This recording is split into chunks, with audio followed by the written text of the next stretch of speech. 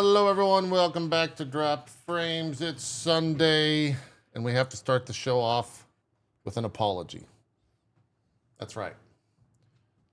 I, unfortunately, only glanced at a thing for about 30 seconds last week, and I misjudged what was happening. It was too short of a time, and I'm sorry, everyone, but no one corrected me either, so this is on you guys. Football starts today, not last Sunday. I know, it's a big deal. It's a big deal. Oh God. Okay. But yeah, our audience of really millions was upset and very I'm really glad you said something because I've been losing sleep over this. Yeah. But I felt like I shouldn't say anything because it was your responsibility to No, I do saw it. So I saw I'm really glad, man. You know, if we really want to Good job. blame anyone, we could probably blame it on other Cohh. Now lesser Cohh, really. He probably said something about football's being back last week, and he wasn't right because football's back today, not last week. Now he's never again Cohh. Yeah, he might. I mean, never again, Cohh. I don't think we can have him back on after this. Jericho, more like Jera. No, that's true. That's true. It's awful. It's awful. Anyways, we'll go on with this mistake into a better show, because this week we've got a Vtuber on our hands who's seen the other side of the virtual world and is happy to report back. It's that famous Twitter account, Wint. Welcome. It's me, Wint. Yeah, welcome. Wait, no, Drill. It's me, Drill. Drill. It's me, Dexbonus. Excited to be here. I love the people that didn't get the memo that Octo took over your Twitter, by the way, and just have been living a weird week with your Twitter account. It's been every single time I tweet, somebody responds to it saying, I'm so fucking confused what these tweets are. Yeah. To catch everybody up who's watching, my name is not Drill.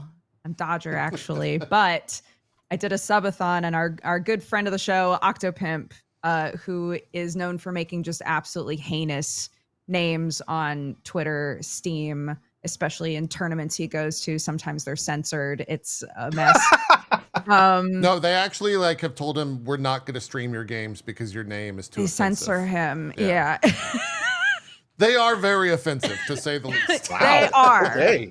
So I said if we hit a certain number of subs that he could name me whatever he wanted. I saw an example in chat. Wow. On Twitter. Yeah.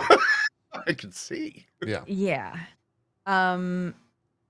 And I thought I really thought it was going to be something horrific, but instead it was just a fuzzy man's face. And he wanted me to call myself Wint. And I said, okay. And I have no idea who that is. And I still don't entirely know who that is. But I know I cosplayed as a popular Twitter boy for the last week. So yeah. I'm free tomorrow. Nice. I got to tell my story here. So I have followed Drill, Wint. I had followed him for a long time. And for those that don't know, he was a very popular Twitter account that basically got very popular by just saying some of the most random things. His stuff was just all over the place. You think AI says some weird shit? No, Wint was he was like AI before AI. Yeah. It just weird stuff. So I vividly remembered unfollowing this gentleman a couple years ago. So here I am, in the bathroom on a morning before my stream, looking through my Twitter timeline, and I see Wint pop up. And I was just like, what? And then I see Wint, the person I unfollowed that was mildly popular from 2 years ago, say, hey, I'm streaming over at twitch.tv/Dodger.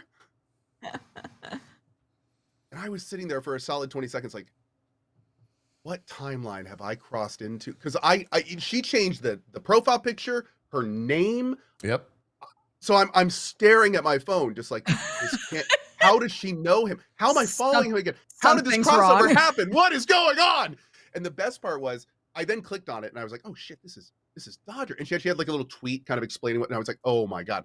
But for the following week, 20 plus times, I would see Wint pop up on my timeline with a Dodger actual tweet, but it was so random that it looked exactly like a Drill tweet. Like Yeah. it looked like Drill tweeting because he would just be like, yeah, something about like ferrets and cute creatures, love them. Oh It's just like- no. It was good great. times. It was a good goof. Octo could not have picked a better person. Yeah, he to nailed present it. this. It was He nailed it. It was amazing. Yep. So He well did a done. great Take that as a job. compliment. Yeah. No, it was great. It was perfect. Did a great job.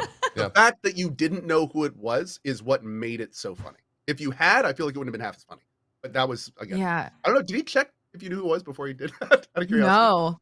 Oh. I said to Octo, okay, why? Because he sent me the picture and he sent me the name.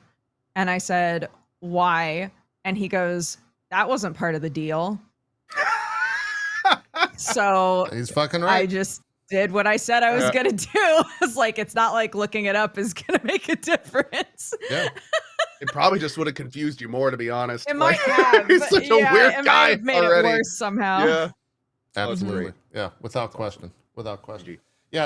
Anyway, how are you guys doing? We've been good. I do want to link it back to last week's episode, last moment to mention Octopimp, because last week's guest, he was the big Texas Comer winner of 2023, which was a tournament that Octopimp put on and Justin Wong won, where you could only play a certain character in Guilty Gear Strive. So, Right. Yeah. If you just want an insight to the mind of Octopimp. And he played. Big did he play the Texas guy he Comer voiced? was one of his. Yeah, names no, on no, Steam for a long He time. played. He voiced Axel, which is a different character. But this was. Oh God, it was a gold. I forget the character's name. Gold something in Guilty Gear, and it was right when he Gold came Ship, out. the horse. Yep, that's correct. That's it. That's the one from Guilty Gear. There you go. Yeah, Mhm. and Gold Ship from Guilty Gear. and it was Gold Lewis. There we go. It was a Gold Lewis only tournament, and Justin Wong ended up winning. And it was he gave him. He actually has a trophy that Octopimp mailed him called the 2023 I love that. Big Texas Comer winner. Anyways, figured we'd do that. We've been great, Dodger. Thanks for asking. I'm so glad. Yeah, it's we've been fantastic. How have you been? How's the? I heard through your lesser half that your kid is out of the house and in school now. What for the the first time? Yeah. I mean, no, not the first time. Well, She's in third grade, he man. called it. Oh, what? He said it was big boy school. Did Sam just lie to me? No, Wouldn't it's be the because first time. It's because basically there was like preschool, kindergarten, first grade, second grade that was all at one school, and then she's now in what you would call junior school here. Ah. So it's like the first time that they're given like a lot of homework and responsibility, and you know, they sort of like sort themselves out more. There's like actual sports, you know. So it's like a British Wow. thing. Yeah, this is the British Because school. yeah, my kid is 8 and he does not have homework yet. That's wild. Really? Well, I do find that really interesting. Homework starts later. He is at what's called a Montessori style school though. Which Oh, is a little bit different. more he's like also child-led. America. Yes. It's not an official one of them, but they do like a style of teaching. Got it. So when my kid was in second grade, they started sending them home with what were called homework grids. And it was basically for this entire term, you can choose 2 of the things on this grid or just make up your own thing as long as it's following sort of what the whole idea was that at home you're supporting what they're learning in school. Yeah. So it would be like, this is kind of our theme right now. We're focusing a lot on nature, on like, you know, how things grow and what is needed to make things grow. And so it would be just like a huge grid of like potential projects you could do at home to like support learning that. Mm. And my kid loved that because it was very like, what do I feel like doing? I want to paint a picture of a flower I see outside because that's one of the options on there, you know? So, That's yeah. really cool. That sounds awesome. I like the I want to paint a choose- picture of a flower tomorrow. I'm gonna, I'm gonna make a Right? hot dog. It's great. Great. Yeah, if you I'm if just you gonna can stare at pitch a it tree for for a little bit. yeah, I'm gonna stare at a tree and eat a hot dog, and that's my homework. Okay. It's awesome. I wish I had that Do they, homework. do they give you little do they give them little stickers like, you stared at that tree really well. Here's a clown sticker. There you go. No, it was sort of there wasn't really a reward system or grades at all. It was just if you did the project, then you were able to sort of present it to everyone else. And it was really interesting because the kids became really like excited about getting to stand up in front of everybody and be like, look at this thing that I worked my ass off on, you know? They loved it. So That's smart. Yeah. That's cool Also, way to handle it. Believe it or not, these days there's some differences in ways you can reward academic activities. So sometimes you don't necessarily want to incentivize do this just to get an item, because then they won't approach it from a perspective of I'm trying to learn or grow from this. So a lot of times, like, you don't want to actually directly reward like academic stuff. Make that more for like chores and like, I've done this, I get this. I'm sorry, I'm on a parenting tangent. I'm No, that's great. but yeah. So anyway, I'm sorry. Fascinating. It's fascinating. I need to go back to school. Is what I'm hearing. But yeah, I'm excited. Yeah, we can talk for hours about this. Yeah, I'm gonna For sure. re-enroll in elementary school. Could you start from the beginning? For those of us who don't have kids, how are kids made? Where do babies? So come first from? you choose hair, skin, and eye color, and you go to Amazon. Oh, okay. Oh, Yes. okay. And then after you've put in what you like, usually takes anywhere between 7 to 9 months, and stork delivery. Got it. Okay, so But mostly I mean, let's be real, it's mostly drones these days. do you have to It's have a partners to company named procure Stork baby? that does drones. Yes. Yeah, and they're also really expensive. yeah, I got mine Costs on more than a Etsy and car it was per way month more expensive than Amazon. maintenance. Oh, Really? Oh, you got one of those designer. Oh, one of those Yeah. designer ones from yeah. Etsy. We didn't opt in for those. We went with the general order. Yeah. Jeez. Yeah, They ended Katie and I up were just looking okay. at I think we would have done this again, probably, mostly. Yeah. Katie, we're just looking at Amazon's Choice Kids. Like, oh, that's the kid most people get. Let's get that one. The bargain bin. Okay, Jesus that's enough Christ. of That's that. wild. And that joke's done. We've stopped that, so we don't get any complaints. Yeah, I know, right? Well, let's hit that right. I don't want to before have the to emails come issue in. another apology at the start of next week's show. To the baby having community. Yeah, To the baby, Yeah. the mothers who watch drop frames. Exactly. I'm so sorry to all the We're breeders sorry. out there. This was not targeted. Yeah, apologies. Dodger, you just came off of a subathon. How was your first did. ever? How was well, it was more than a subathon. It was a VTuber debut. It was a subathon. It was a lot of things. How was it? Yeah. It was my second one that I've done. My first one was for my like 10-year streamiversary. Oh, And okay. then I was setting up to debut my VTuber model, and I had an idea a long time ago that I wanted to. Hold on, let me rewind a little bit. Okay. So when to be right back. VTubers debut new models, or if they're debuting for the first time, a sort of common element is having some sort of a creative way to explain like the lore of your character. So a lot of times that'll be a video. It might just be like a dramatic telling. And I really wanted to do a comic because I know a lot of people who work in comics. And so my idea was to develop sort of a simple ARG and split the comic into 3 parts. So you would do the first part of the ARG and find the first part of the comic, et cetera, et cetera. And I was like, yeah, and then it could take like 3 days. So you give people 1 day to find the first part, and then the next day they can find the second part, etc. But then I was like, well, that means the debut would take 3 days. So I might as well turn it into a debut-a-thon, so to speak, like give myself a reason to be streaming for multiple days in a row. I don't know that current me would suggest that to past me anymore, because that meant that I was trying to get everything together and working for a debut, which has a lot of like technical aspects to it. Art too, right? Yeah, make sure that the ARG doesn't break, which it absolutely did, and also be doing a subathon, right? So it was really fun, and I had a great time. But I think tripling down on all 3 of those things was maybe not the best idea. That's a But lot. It was fun. Yeah. It went fine. It was great to wake up to Dodger every morning, because you're usually offline Thanks, buddy. by the time I get up. So you were streaming a little bit more. It was nice. Yeah, I hit that point where now that the subathon is done, I find myself anytime I have just free time going, should I stream? Oh God. Maybe I should just stream right now. And I'm trying to get out of that because otherwise my work-life balance will be very out of whack. Yeah, no, So that happens. It's one of the things where Yeah. you're in the subathon and you're just like, well, I guess I just go stream because that's what you do. This is my for that life. Yeah. thing. And then when it ends, exactly what you said. You look around and you're like, I just exist right now? Like, what? What am I supposed to do? I Watch guess- TV? Or I don't want to go watch TV. Like- What the hell's the point? I'd rather go stream. Yeah. Can definitely relate to that. How did the VTube side of it go?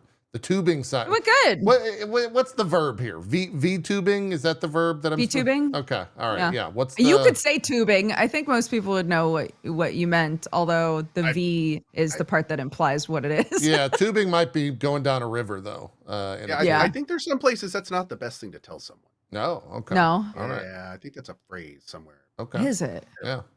I don't. Chat, is that a phrase? Let us know. Like an Urban Dictionary phrase? Are you Is saying? that like a British thing or something? I don't know. Okay, maybe. Well, oh wait. Even thinking of maybe I think someone referred to taking the British metro as tubing. Does that sound right? Oh, taking the tube. Maybe taking the tube. Maybe that was it. Yeah. All I know is I don't know if tubing they is call going it down a tubing, river. though. There we go. I don't know if they call it tubing. Yeah. Tubing is Where's my- going down where's a my head river at? or being behind a pontoon boat on a giant inner tube in your tubing. That's what that Oh means. yeah, okay. Inner tubing. Yeah.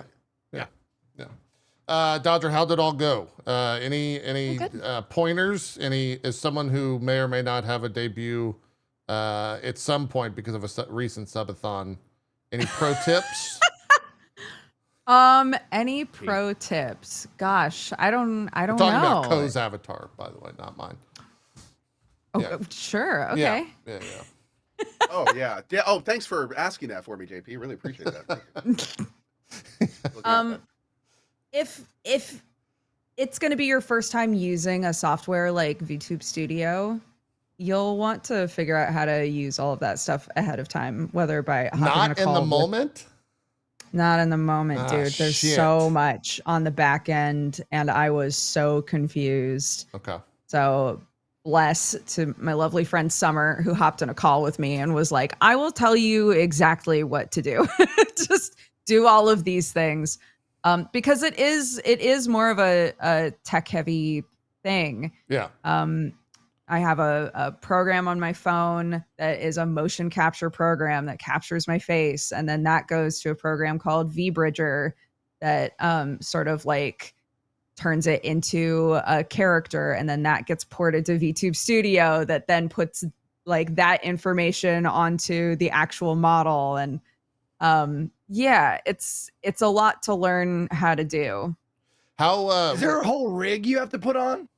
No. If you have a 3D model, you might need a rig, yeah.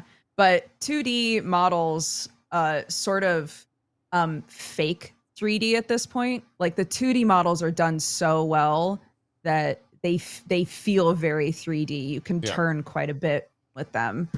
But a lot of people are starting to move back into 3D models, which is really interesting because I feel like 3D was really big, and then everyone was like, wait, but we can do most of what we want with a 3D model with a 2D model. So then 2D got really big, and now people are coming back around on 3D models. I think it just depends on where the technology is growing and the accessibility. So yeah, was that a cost thing why everyone went to like 2.5D or whatever? The middle section there that you mentioned, was that a cost thing, or is it the same for like a 2.5 or 3D model? I haven't looked up how much a 3D model is, to be honest. Yeah, but I don't know. 2D and 2.5D models are pretty expensive pricey. enough, I will Yeah. tell Like, you. Yeah. You could spend $8,500 on one. Yeah, at the bare minimum. Yeah, Oh, yeah. a lot of them go 5 digits, I think, for the bigger streamers.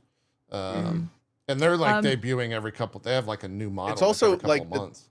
The thing about that, bigger ones, yeah. especially like when VTuber models also have all sorts of extra things, like how many emotions do you want them to have? How many moving elements are there going to be? How many elements are going to be motion activated, and how many are just going to be like physical? Like they actually just, so it's a whole process. There's a very cool streamer named Iariku, and she is a VTuber artist. And Mhm. watching, I've lurked in her channel frequently. The stuff that they do and like all the little levers and things, it is way above my pay grade.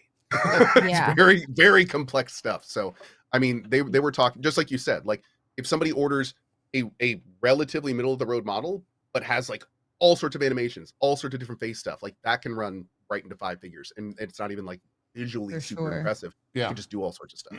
Yeah. Who are you paying? Like you're paying the artists? Is that like Mhm. where the lion's share of the There's money the comes from? artwork and there's the rigging. So there's Mhm. the actual art, and then there's making the art not only sync properly to the person, but sync properly to all the animations and emotes and stuff you want them to do. Because obviously, the VTuber stuff doesn't necessarily read your emotion. The VTubers have to press buttons, so they have to like sync everything and like have it all happen. Now, is yours that way? Thanks- You no, need hold button on. stuff? Thanks for your answer, but I was actually asking the VTuber. Oh, I'm sorry. I'm sorry. I thought you were asking about Dia. I'm so sorry. I'm just gonna, you know what? I'm It's gonna stop okay. talking. No, that is true though.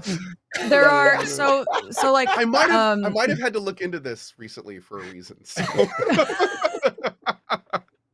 I'm sorry. I'm just gonna shut up. No, I'm just fucking with you, need dude. to I get it. apologize.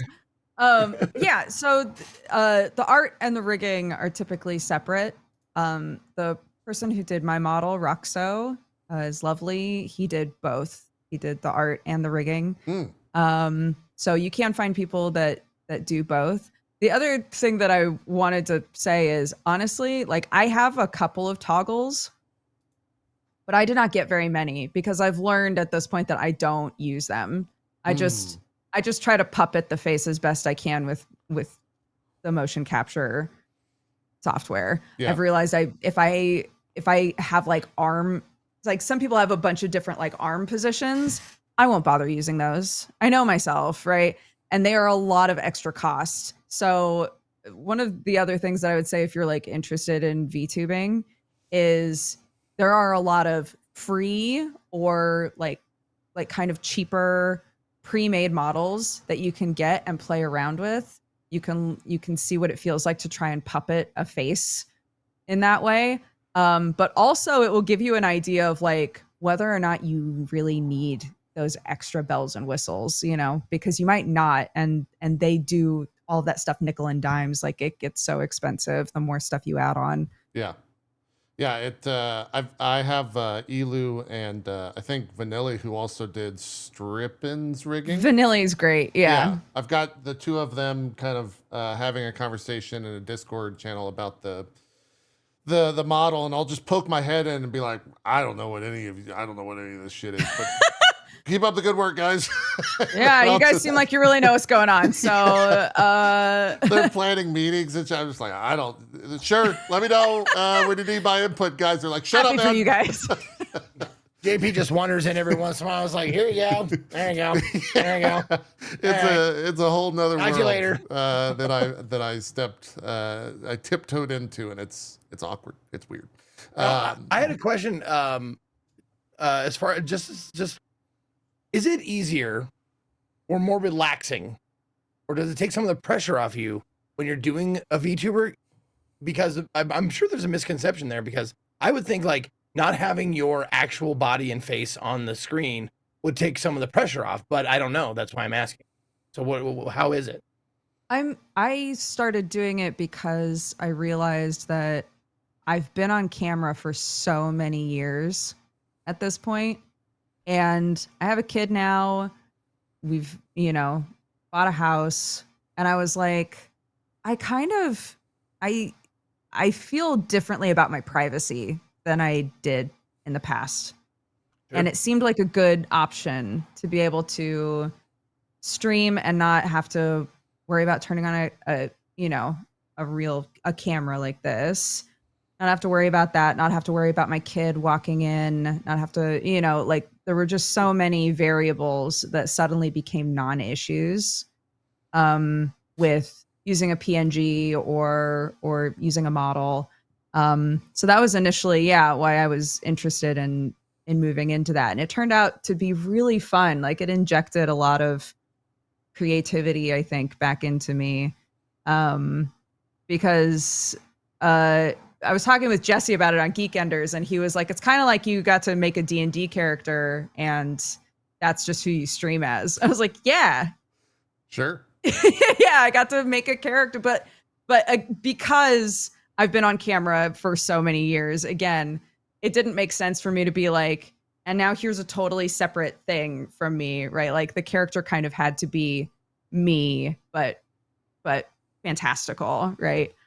And developing that and thinking about that was really fun. And yeah, I think it relieved a lot of weird pressure that had developed while being on camera for a long time. Yeah. Does that answer your question? That was really roundabout. No. I think it does, Absolutely. absolutely. Yeah. Okay. Yeah. Great answer. Yeah, I can only relate to the PNG tuber side of it because I've done that recently in the past month. I think there's been like 2 streams, and it's never a conscious I'm going to make this a PNG tuber stream. It's a God, these lights are fucking bright this morning. Bro. I'm just Being gonna able to just these turn off. the lights off is, oh my God. I'm not. It's amazing. Then I I'm not just gonna sit there, lie. It's great.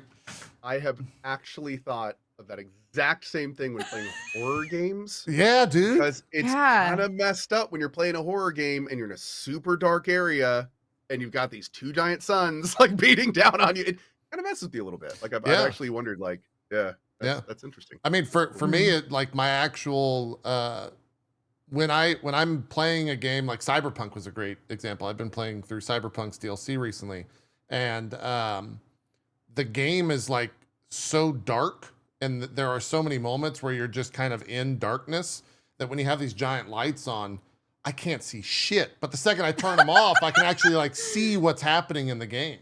So I've really enjoyed it for stuff like that.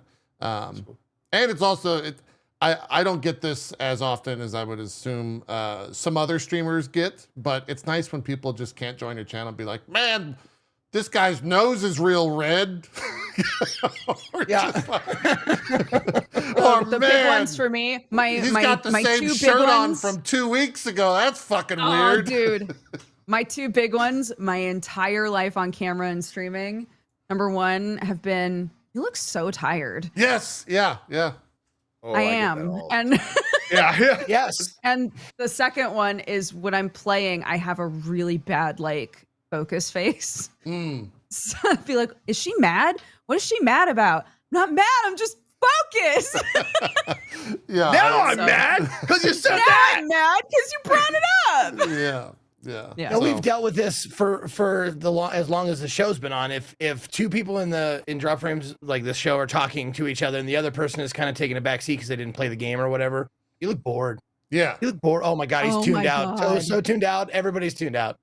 If they're not Yes. talking currently, they are bored or tuned out or hating it or whatever the fuck. And it's ridiculous. Dude, yes.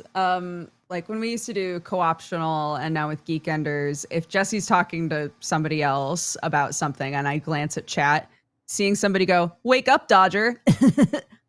I want to Yeah. No, that tilts it. That's a tilter. That's I want to tilter, man. fucking dig a hole. It makes me so mad. Fucking tilter. Yeah. Yeah. Oh, Also, okay. well, real quick, I do want to say when she says Geekenders, guys, she's talking about Dodge and Cox. It's the podcast that we mentioned before. Oh yeah. Yeah. I forgot we You called son it. of a bitch. I just want people to be able to find it properly. Cohh, you were saying. What was I saying? Oh yeah. So I had a question. Mostly about like, so there's lots of VTubers out there, all doing sorts of different things. You have a very unique take on, like, you didn't pick an animal. You didn't like do the, you are a mushroom, and you're a mushroom that frankly, I feel is like made for more adult people. I don't know how to say, like, it seems like it's more of a grounded character. It's not, you're not like, you're not like, I mean, a lot of VTubers are going lots of different demographics with their models. You're a very grounded character. What was the inspiration behind your specific model, and why mushrooms? So I was in a VR LARP called Neon Divide, and I was a mushroom character in that. And I had so much fun with it. So when I needed to make a character, or when I was trying to think of a character, I thought to myself, what if I'm there I am. I was thinking to myself, maybe I could combine myself with like a mushroom character, basically. And I did want it to feel kind of like like I said, like fanciful, weird anime me. And I am an adult, right? Yeah. It's So yeah, I wanted it to feel, I didn't want it to affect the sort of vibe of my streams and my community as it already existed. I wanted it to still feel grounded and chill and I don't know, just I didn't want to go super cutesy because that's not really who I am. So this is what we wound up with, and I really love when people come to the stream and say that this makes sense as my character, you know, that they see me in it, because that was sort of the intention. So no, this go ahead. This character looks like all the people I hung out with across the street smoking cigarettes on the corner in high school. Like the flannel, the fishnet, yeah, the unruly hair coming down. And it's like, fucking conformist. Fucking hate this school, man. I can't wait till I get out of here. I can't wait to get out of here. Yeah, big artist. I'm gonna go to Hollywood, man. It's gonna be amazing. How did you convince Strippin to borrow his shirt? How did you get the mesh shirt? I'm so glad that one of you made that joke. Yeah.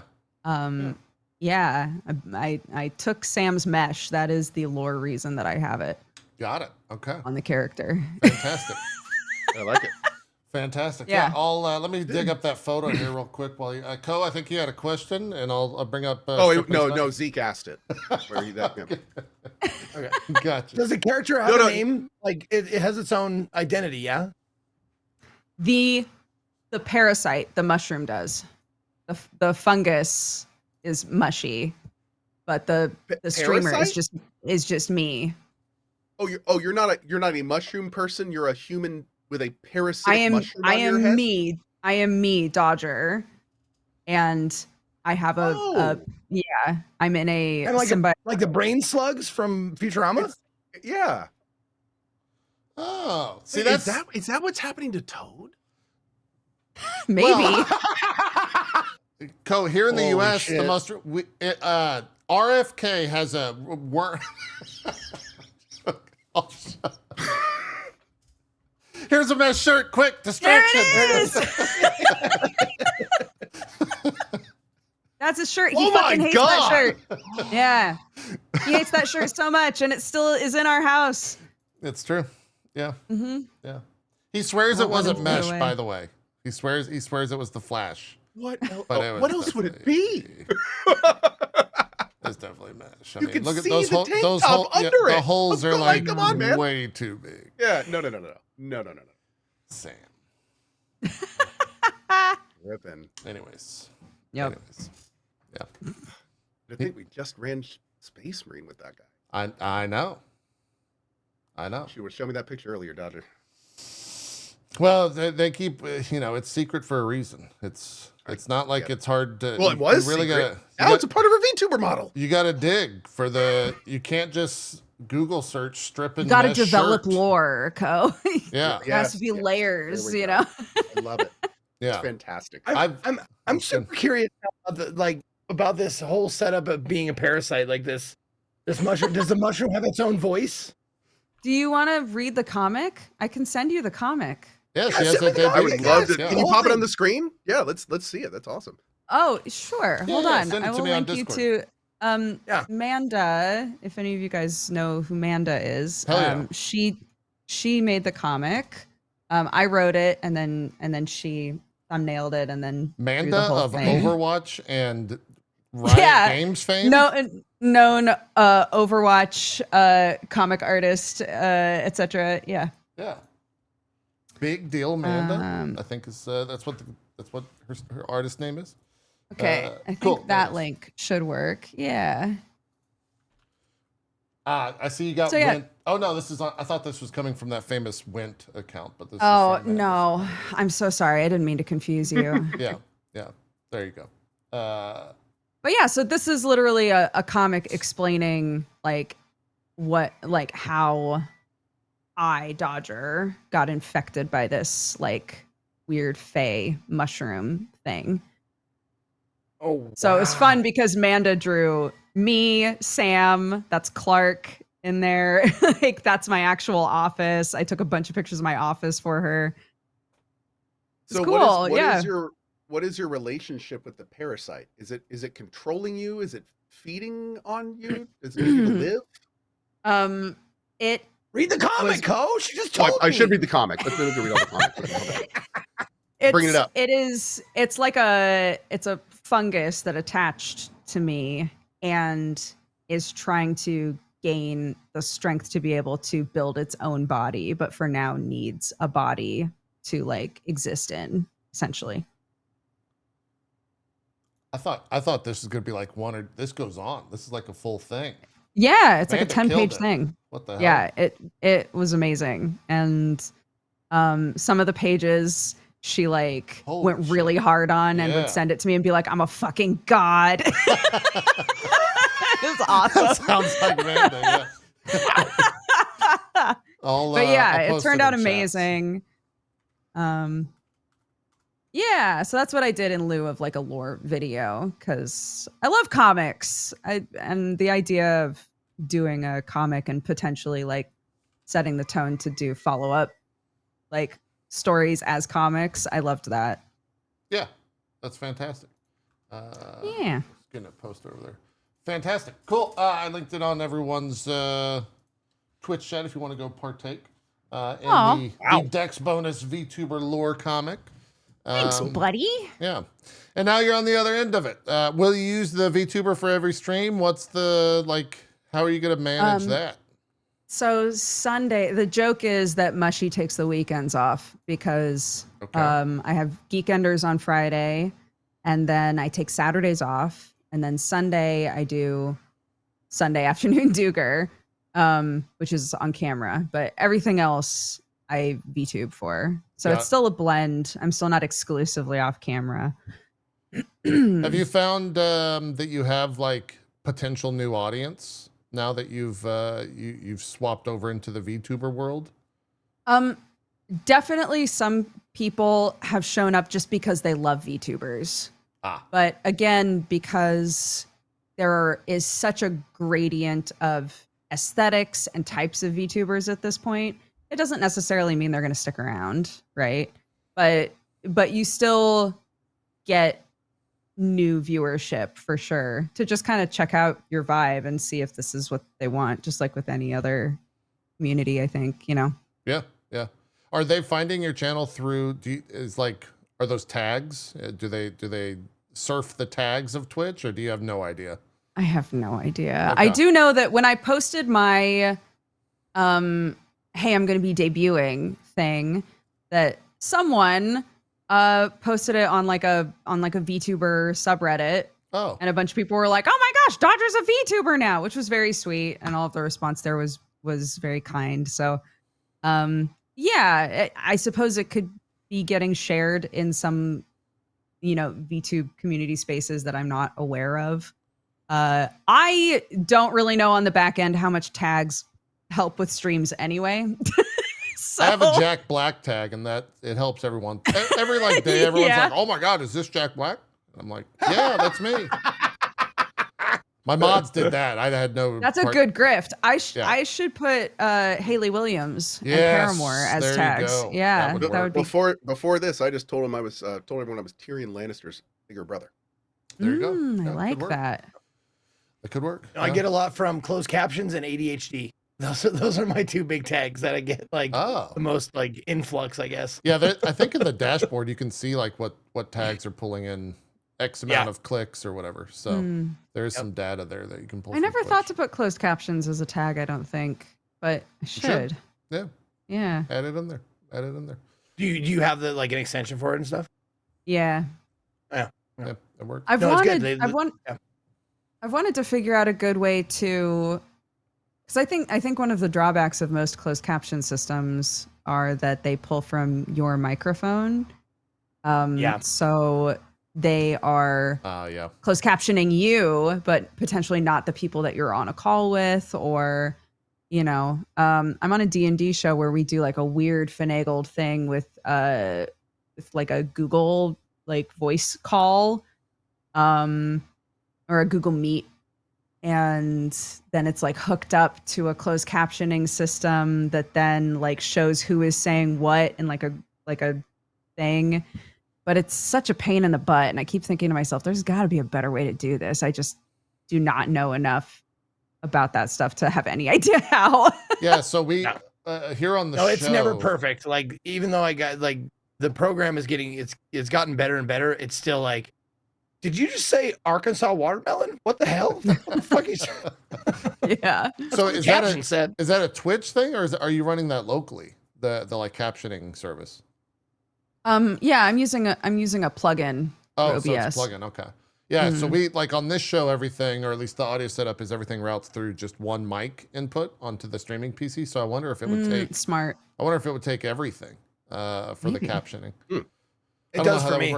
Like when I caption it, takes it from it takes it from the video game and my voice and all that stuff. Yeah. Okay. Interesting. Might be a solution. I just wanted to say like how much I like your VTuber model, like, and like I just want to give you kudos for how like it's different than most of the VTuber models I see, because it's mostly like anime magical people. Like they're like sparkles and horns and all this kind of stuff. And I'm just like, I know that chick, like when I looked at yours. Thank you. The word that I keep coming back to with Dodgers is that I feel like Dodger has probably one of the more mature models I've ever seen. Like I feel like a lot of VTuber models are pretty much directly angled towards the younger audience, or at least like early 20s, like more younger. But like, I don't see any of that in your model. I see just like you said, chill, just want to like hang out and play games, not like a cute kawaii animal hybrid. Like, no, I got a parasitic mushroom eating my brain. What something that I have. I like that too, and a lot of people hate it, but I refuse to change it. I would say this: I thought you first had that, like saying you were tripping balls. It was a little confusing, like because that was like when I was younger, the whole like no pupil thing meant you were you were totally blitzed. Right. So that was at first I was like, damn, Dodger's really into mushrooms, and then I was like, oh, no, that okay, no, yeah.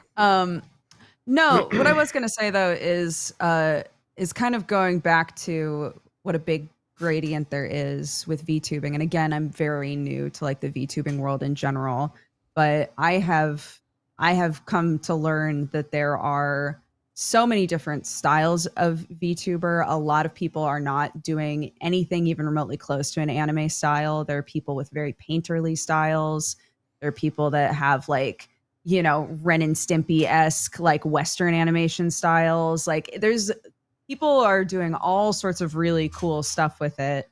I think currently the ones that get shared a lot and and are really popular right now tend to be more like classic anime style. Yeah. But if the rabbit hole is really deep if you start watching VTubers, and there's such a huge like wide span, a huge net. Now I'm pretty sure that's the route JP's going with his like Ren and Stimpy in the future. No. The anime girl, sparkles, big boobies, like the whole thing. Yep. Yeah. If I don't miss my guess, I think that's probably what's going to be happening. I can't tell if you're being sarcastic or not. So if it's sarcastic, I'll say that's correct. If you're being serious, I'll say no. You I was really hoping for. If you're being serious, I'll say that's correct. Absolutely, 100%. No, mine will just be the channel mascot. Yeah, I was going to say yours is going to be on your guy. Your I can't remember his name. What's his name? It's the Loot Goblin. Yep. Yeah. Is there a timeline or multiverse for a post-goal addendum? For Dodger? Is that what you're asking? For your goal. Oh. Because now that Zeke has said that, I'm trying to think if there's any way we can make that happen. What, to make to add boobs on? You need to make a VTuber model with the with the purpose of competing with the upper echelon. Are you footing the bill on that? How Because long the are you going to use the it? subathon I mean, we talking, can only foot the bill on one. I mean, you know, I can't pay for two. You gonna use this for a year? Because like we could talk. Yeah, the Lou model, the goal for the Lou model was to 1, get it made, and then 2, to use it for a full month on everything. Okay. Streams, shows, whatever. Anytime I stream, it'll be used. So I'm gonna start a Kickstarter after the stream, and we're gonna make this. Oh work, God, Chat. it's gonna be the first Kickstarter to never be funded. We're gonna set all, 0%. yeah, we're gonna How set all does a types of Kickstarter have a records. negative number? Were they giving us money not to do this? Never Like, seen what that happened? before. That's crazy. This is amazing. Contact this guy. We need more stuff from him. Oh man, yeah. No, we'll see. We'll see. Zeke, look, if you want to live out that fantasy, just get your own, man. Just get your own. Strippin did it. Strippin's got red. If you want it quick and easy, there are production models you can buy. There like, also are already production pre-made. Like now, granted, you're not going to have a unique one, but you know, you could spice up the color of the dress and make it yours. There's also in the mid zone. So there's like pre-made ones. There's everything is unique and fully built for me. And in the middle, there's what are called YCH models, your character here. And my first one was a your character here model, where the base is already built. You can't do anything about the base, but the artist and rigger can add onto the base to create the character you ask for. So you might be able to find a huge knocker YCH model is what I'm saying. Yeah. And then we could put in JP's face. Perfect. Okay, great. Excellent. Yep. And then you could put JP's face on there. Yep. Just cut it out. I'm actually fine with what we have on my channel, which is just like the most rudimentary like PNG tuber program that, and it's like got like 4 images max, 1 eyes open, eyes closed, mouth open, mouth closed, and then you can adjust like the vibration when you talk and stuff like that. Like that's all we got. But like you don't need much. It works for the shittiness of my channel. It kind of reflects, you know, what the channel is. So you don't need much. It works. Dodger, for your face tracking, by the way, are you using an iPhone or what phone? Okay. And then does that all connect wirelessly, like Bluetooth or? You see that guy? That's my face. That's your face. Okay. Ah! Oh, sorry. Do you have to? Looks like the face it was making. Do you have to stare at that thing to get it to track, or will it just track? I normally have it mounted like right in front of me. Yeah. Okay. And so I can turn my face all the way around. I can look wherever and it still tracks me. Got it. Okay. And then connection wise, is that over Bluetooth, wireless, USB-C? Bluetooth. Okay. Interesting. Got it. Yeah. I'm just thinking about all the I have not started on the tech aspect of it like you were mentioning. I know all the programs and know generally how it's going to work, but I don't know how it all connects. You have a higher tolerance for dealing with technology bullshit than I do. So you might be like, that was easy. Whereas I was like, I put in the IP address. Why isn't it working? Well, is there a different one? I also, is Barry's probably screaming at his monitor. I also have a Barry where I just send Barry inane messages at any given time and he'll respond eventually. With some sort of a fix or some sort of a, that's weird. I don't know. I don't know. I don't know the answer to that. Yeah. Oh, there it is. It's PNG Tuber Zeke. Yeah. There you go. I love it. Hey, buddies. I'm from Canada. Now you like me? Yeah. So that's what I do. Yeah. Fantastic. Perfect. Fantastic. Yeah. You've also got me, don't you? I think. Do you have one of Cohh? I've seen. I have shitty ones of both of you, and they're terrible. Yeah. They are so shit. No, I've so seen. Bad. I've seen them. I love it. I've seen them. Yeah, that's right. Yeah. This is probably your favorite because they made it for me because I hate it. This is it. Wow, that's like emote. Is that AI? Terrible. Is that like a happy AI one? Oh my god. Yeah, it's bad. That's fucking creepy. Let's see. I know we have one. It's like an awkward Mona Lisa. It's like slightly staring away from you wherever you look at it. You got that one. There we go. Oh, no. I'm happy, helpful, and respectful. Yeah. You want to come over to my channel? Hey, we changed our motto, sir. We changed our motto. I know. Thank you. I don't care though. Oh, fantastic. I thought we were friends, Bill. Fantastic. Cool. Well, that's a little. We're getting closer. We're gonna have we're gonna get a full-on VTuber, like in the flesh, just who lives the VTubing lifestyle. Eventually on the show. Yeah. I believe. I have Yeah. faith in you. We'll see. It's just right now we're just edging Zeke and Co. Like I'm ready. I don't think they're ready. You know, we got to get their audiences ready, and then we'll just throw like, I owe one, right? huh? You know, I owe a VTuber model, right? I've already done the charity stream and it's already met the goal. Okay. So I actually owe a VTuber model. Yeah. All right. We'll get like But Zoom. Mine's when a you lot say simpler that, like than yours, how in depth are you going with because yours is, you're not going to use yours for like Dodger would like weekly. Mine's of on me. a- So it is a VTuber model of me. I'm not making a character. That's the most it's gonna be code. real easy. That's the most code thing. No, it's just that's literally the goal. That was the goal. They said you just I got love to it. literally transform yourself into a VTuber for I think a week is what we had to do. So, but we'll do that kind of. Okay. Oh, I see now. all- Okay, it's you're just- gonna do yeah, it for it's a week. Okay. I was wondering if you're gonna go like make it a regular thing on your channel or not. I don't know. I've never done it. Okay. VTuber Well, we'll see. Fridays. There you go. Tuber fun. I don't know. Tuesdays. Tuber Tuesdays. Yeah. That makes more. That's alliteration I was trying to find and I couldn't get there. So thank you. There you go. Appreciate Unfortunately, Call none it of the days VTuber start with me. Wednesday. that. No, there's no day. Yeah. Valentine's Day VTuber. That's once a Mhm. year. On February 14th. That's all we got. Cohh should just VTube as one of his cats. There you go. Cat tubers, man. That's a Big that's a audience. suggestion. Big audience there. That'd be I very think so. cute. Could do it. Totally into it. Yeah, you could do it. Yeah. Anyways, that's a little bit of the VTubing lifestyle from Dodger, and I don't know if I said it, but congrats Hope on I the did it subathon. justice. Uh, Oh, thank you. That was how many days did you go? 6. Okay, So not an insane amount. I was very happy with the amount of time that it lasted for and the goals that we hit. So yeah, fantastic. Yeah. Congratulations. Did you have a set? You didn't have a set number of days? It was one of those that goes on as long as it people was keep subbing, or- uncapped.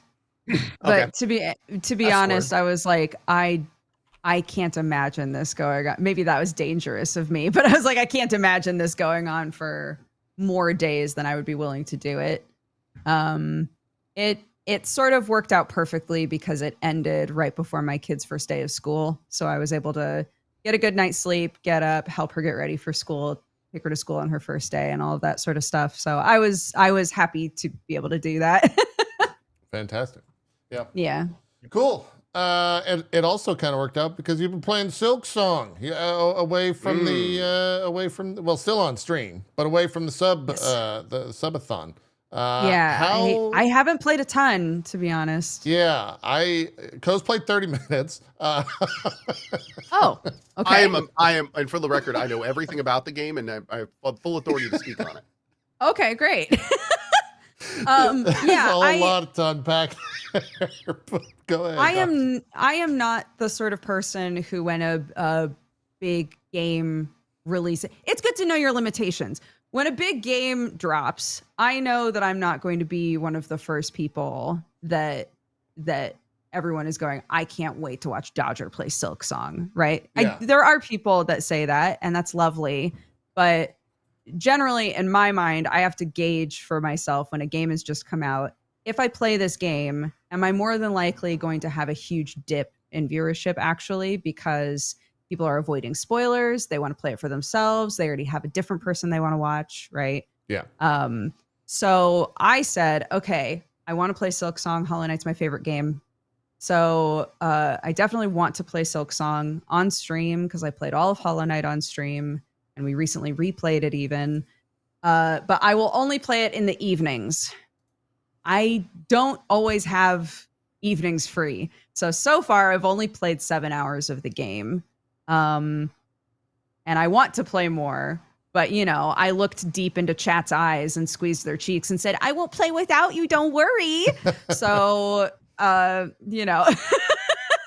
I'm just waiting for evenings, and then during my normal stream time, I'm playing other stuff. Yeah. So that people don't feel like they have to, treat my channel like a pariah.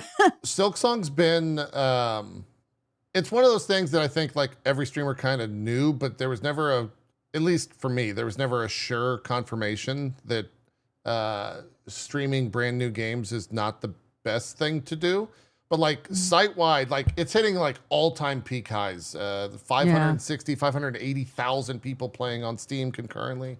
And it's shut down like every major platform when it launched, including Steam, PSN, Xbox, like all of them. So definitely sold well. There's no doubt about it. Without question, it sold well. And then it comes to the streaming aspect, and I'm seeing like just massive viewership drops for anyone that streams it. I saw some of that used to average like 3,000 to 5,000, and they were streaming to like 700 viewers. Right. Silksong is showing us one of the largest examples of a game that has come out where people don't want to watch it. They want to play it. And that is exactly what's going on. They don't want to watch, even if they have a favorite streamer, they'd rather play it themselves. So it's like, this is one of the largest you've ever seen that. Yes. I streamed Silksong for an hour, and in the first 24 hours, I was in the top 10 most streamed Silksong channels. That is almost never happened to me on a release, especially one that's popular, especially one the size of Silksong. That just goes to show you there's like not a lot of people watching this. But again, I think it's because they're all playing it. So it's like, that makes a lot of sense. It's a $20 game. It's on Game Pass. Yeah. Like everyone's playing it. Were the three of you, did the three of you really enjoy Hollow Knight? Did any of you I guys think I'm the only super into Hollow one. Knight? I don't think the two of them finished it. They might have played it, but I played Hollow Knight. I did not 100% it. I enjoyed it. And then time went on, and I kind of got relatively exhausted of Metroidvanias.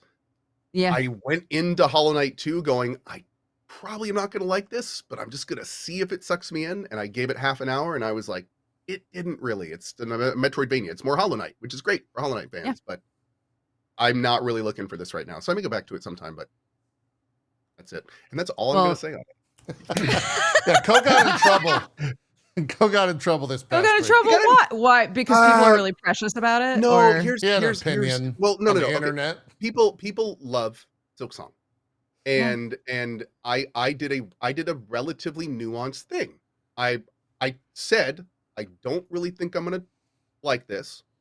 I tried it anyway. I didn't really like it, and then I first put up a tweet because I had a lot of people asking me in chat, and my tweet was basically like, I played Silksong. It was like 80 to 90% Hollow Knight. It was fine. I loved what I did, but I'm not looking for that right now. I'm done. It was very poorly worded. And some people thought that I was saying that Hollow Knight 2 was 80 to 90% the same as 1, which obviously I wouldn't know. I only played it 30 minutes. But then that immediately set off every single defensive thing they had in them. I see. How dare you? So I was in like, I'll make a video. That kind of helped. And then, the short of it is there's a lot of people that were very frustrated that I tried it knowing I might not like it. And they feel like I did it then just to cause drama. And it's just like, on my end, I'm going, my community probably would have flayed me alive if I had not at least tried it to say I didn't want to play it. Like, that was my view. And then I put up the established video in this story that people were asking for your opinion. Exactly. And then I put up the video specifically so I could link it in my title and to people in chat, so I didn't have to explain why I'm not playing Silksong 100 times a day, right? Which I'm sure you all had to explain that multiple times. But the problem was that the Silksong player community is very large and vast, and I would argue that most of them have no clue who I am.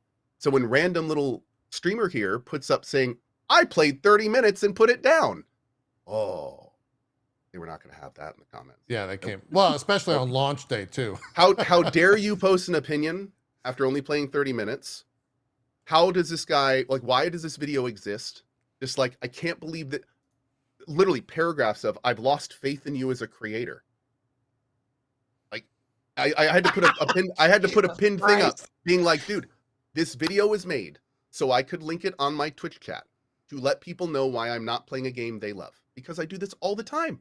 All the time. I make a little video saying what I think about a game or why I'm playing or why I'm not. The same as, so it was, it's been an interesting few days. It's been great, Dodger. I've been really enjoying. Overall, I will say this. Overall, it's actually been pretty wildly supportive. Like I think most of my community is kind of on board with the kind of like, cool, it's your opinion, whatever. Like that's the people that watch me generally are like that. So mostly it's just kind of like exterior stuff, and I don't really put a lot of stock in that anyway. So Yeah. We're good. Yeah, it's that sort of a situation is hard, right? Because they like it later. they want your opinion. They keep demanding your opinion. And you could say, guys, I've only played 30 minutes. I don't think I can even develop much of an opinion to say. But if people keep asking, and it's like, okay, here it is. I started playing it and realized that's not the game I want to play right now. So I'm not playing it. Yeah. And to be fair, my first tweet wording sucked, which is why I made the video. But yeah, I mean, I'm 100% with you there. Yeah. Well, I hate even saying this, Cohh, but I want to defend you in saying, like, if a game doesn't grab you in 30 minutes, fucking mutant. Like, I play a lot of shits, Mike. Jesus. Oh my God. Christ, oh no. Get it. See? Wow. Jeez.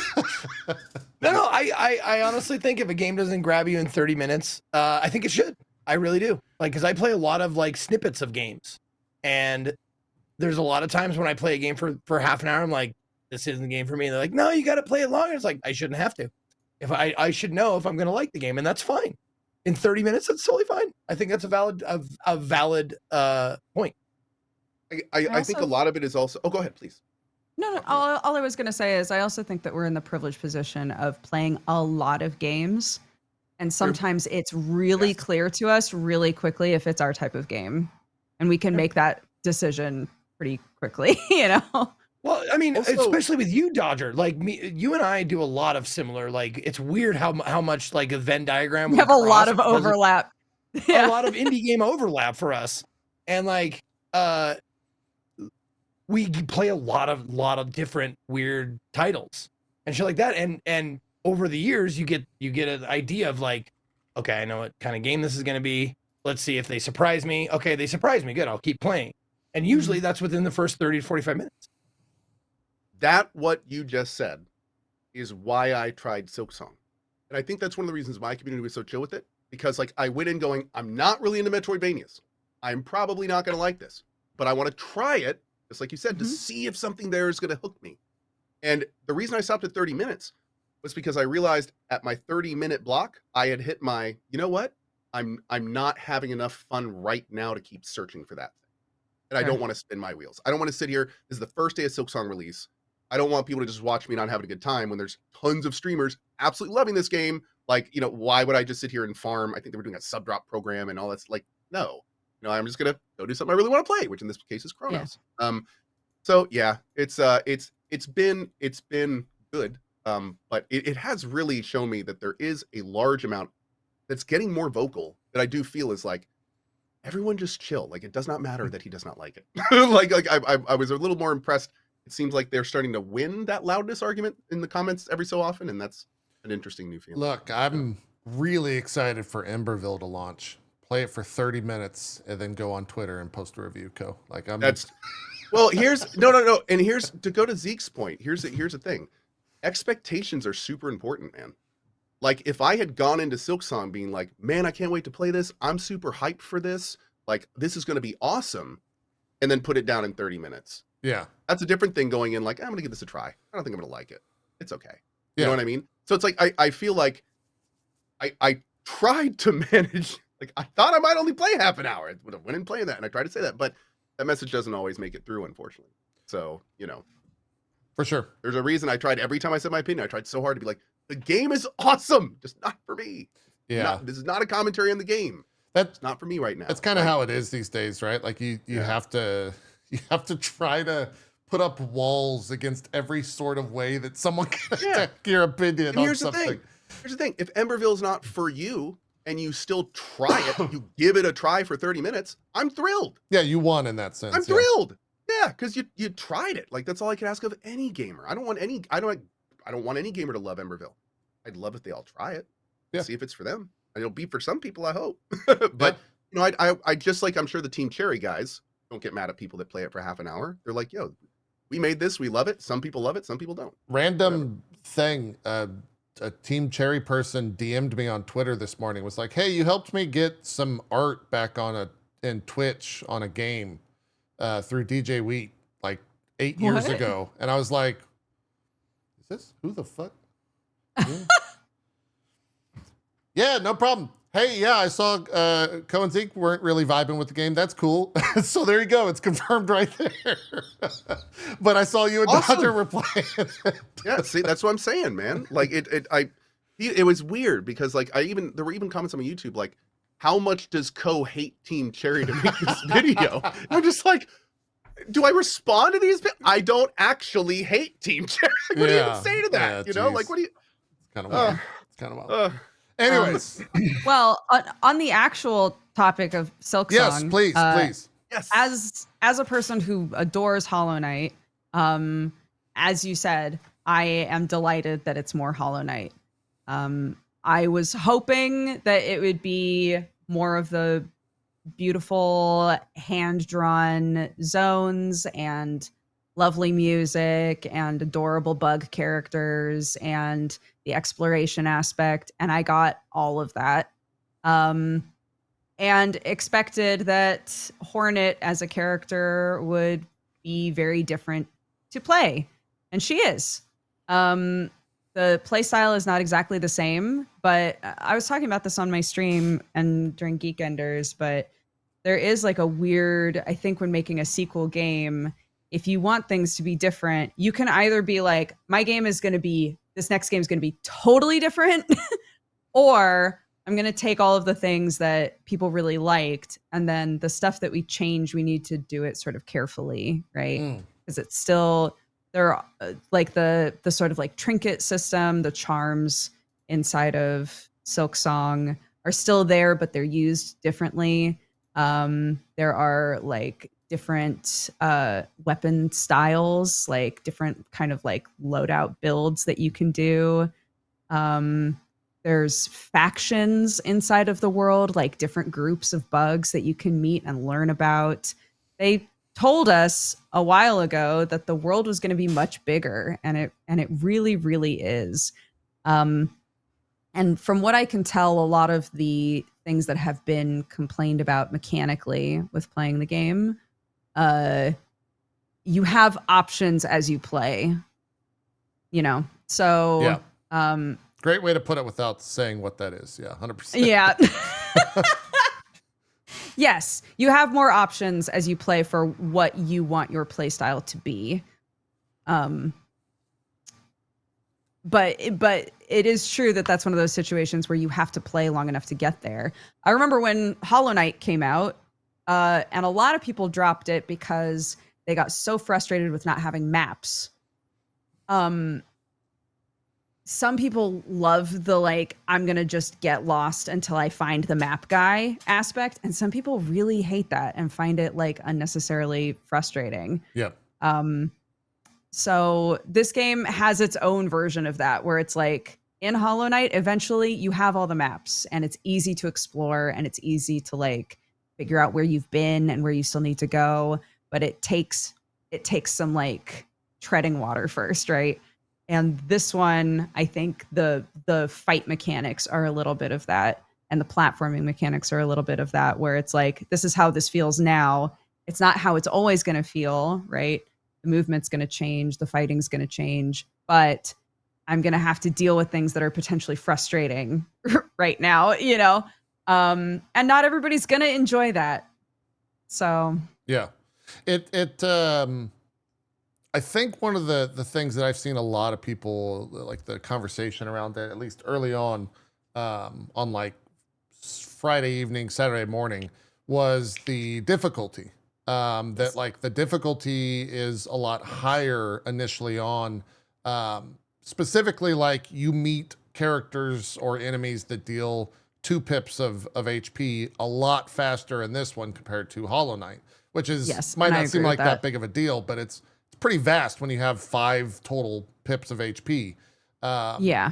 And they're just saying it's outright harder. Like, do you think it is harder? Do you think it's not as hard? Where do you lie in that conversation? I think Hollow Knight was much more gradual Okay. in introducing enemies that did that much damage. It's not impossible, obviously, but like, you know, there was a decently loud community of people who wanted to experience Hollow Knight, but struggled with the difficulty. And if Silksong has created a situation where even the beginning of the game feels like inaccessible to people, you know, or like it feels like you can't progress and like see much of the world. I do think that that's a bummer. Yeah. Yeah. I think the enemies are overtuned and I would like to see that adjusted. I don't know if they're going to, but yeah, again, I've only played 7 hours and really early on I was running into dudes where I was like, why are you hitting so hard? Like, what is this? You know? So it definitely allows, I mean, I've only played 5 hours. I think you're a little bit further than me. 3.4 hours. I have not played that much. But there's at least 3.5 hours in, 3.4 hours in. There's a very clear, like, you can go A, you can go B. Yes. Or you can go B, you can go A. I went one way, and that was definitely the way of like, oh, you fucked up. But you can go that way and still be successful. It's just going to be a lot more painful than what it would be if you went the other direction type deal. Yeah. So people are probably doing similar and thinking like, oh my God, this game's so fucking, even the platforming is just like a fucking nightmare. This early on, this is crazy. When if you go the other direction, you get things that don't make it a nightmare type deal. yeah, So- I think it's the same sort of conversation that comes out when a Souls-like comes out, you know, and Hollow Knight, you could argue, is a Souls-like Metroidvania game. Sure. But you know, there's always the conversation of like, well, some people enjoy, you know, slamming their head against the wall that way. I am fortunate in that I do. Yeah. But I do feel for the people who just want to be able to experience this game that everybody loves so much, but they just can't, feel like it's impossible for them to play it, you know? Yeah. So, yeah. I'd be interested to see if they do put out like a, I don't even know what you would call it. It would suck to have like a difficulty slider and then put it on like baby mode or something, right? Because it feels so disingenuous and almost like offensive to label it as such. But I don't know how else you would label Well, like story mode. I don't know. I mean, Yeah, a story mode could work. story mode sounds good. Yeah. I mean, if you just want to play Hollow Knight for the story and to explore the world and enjoy the graphics, the sound, and everything. Yeah. I only played 30 minutes, but I definitely got up to the Ding girl. She's awesome. Oh, she's great. Yeah. Yeah, I love her. Yeah. That's. I love that you open the door and she's just like, my powers have done it. I was like, you're my spirit animal. Oh. She's so She cute. may get me to go back to the game at some point. She's great. Yeah. Did you meet Pashanka lady? Pashanka I don't know. lady? Turn me or her. Both of you. The girl that when you meet Map Lady, I guess maybe is another name that would maybe make more sense. When you big meet tall her, Yeah. yeah, she just goes Pashanka when you meet her. She's like the warrior or whatever. Is it a girl? I thought it was a boy. Oh, I don't know. I call her Pashanka Lady. Might be a dude. I have no idea. It doesn't stop me from calling him my map wife, but Okay. yeah. All right, so the point still stands. They're gender fluid, is what I've heard. You Yeah. know, so just whatever you want. Yeah. There you go. Yeah, Chakra. That's I think the actual name of the character Chakra is Khan? Chakra. Oh, Yeah. Yeah. She's cool. They're lady cool. boy, ladybug, whatever, right? Doesn't matter. Yeah. They're very cool. How far have you encountered the like? I feel like they're more Tread trolly. lightly. Yeah, yeah. I feel like they're a little trolly in this game. Like they're things that are just there to troll the community. Not troll the community, but troll like the player base of like, oh, you thought it was going to be this easy. Haha. And Oh, something I don't happens. know. Yeah. Something that I have been made aware of is I keep having events happen in my game, and when I talk to other people that are playing the game, like that fight or that event happened totally differently in their game. So Really? clearly That did there happen are to me as well. Yeah.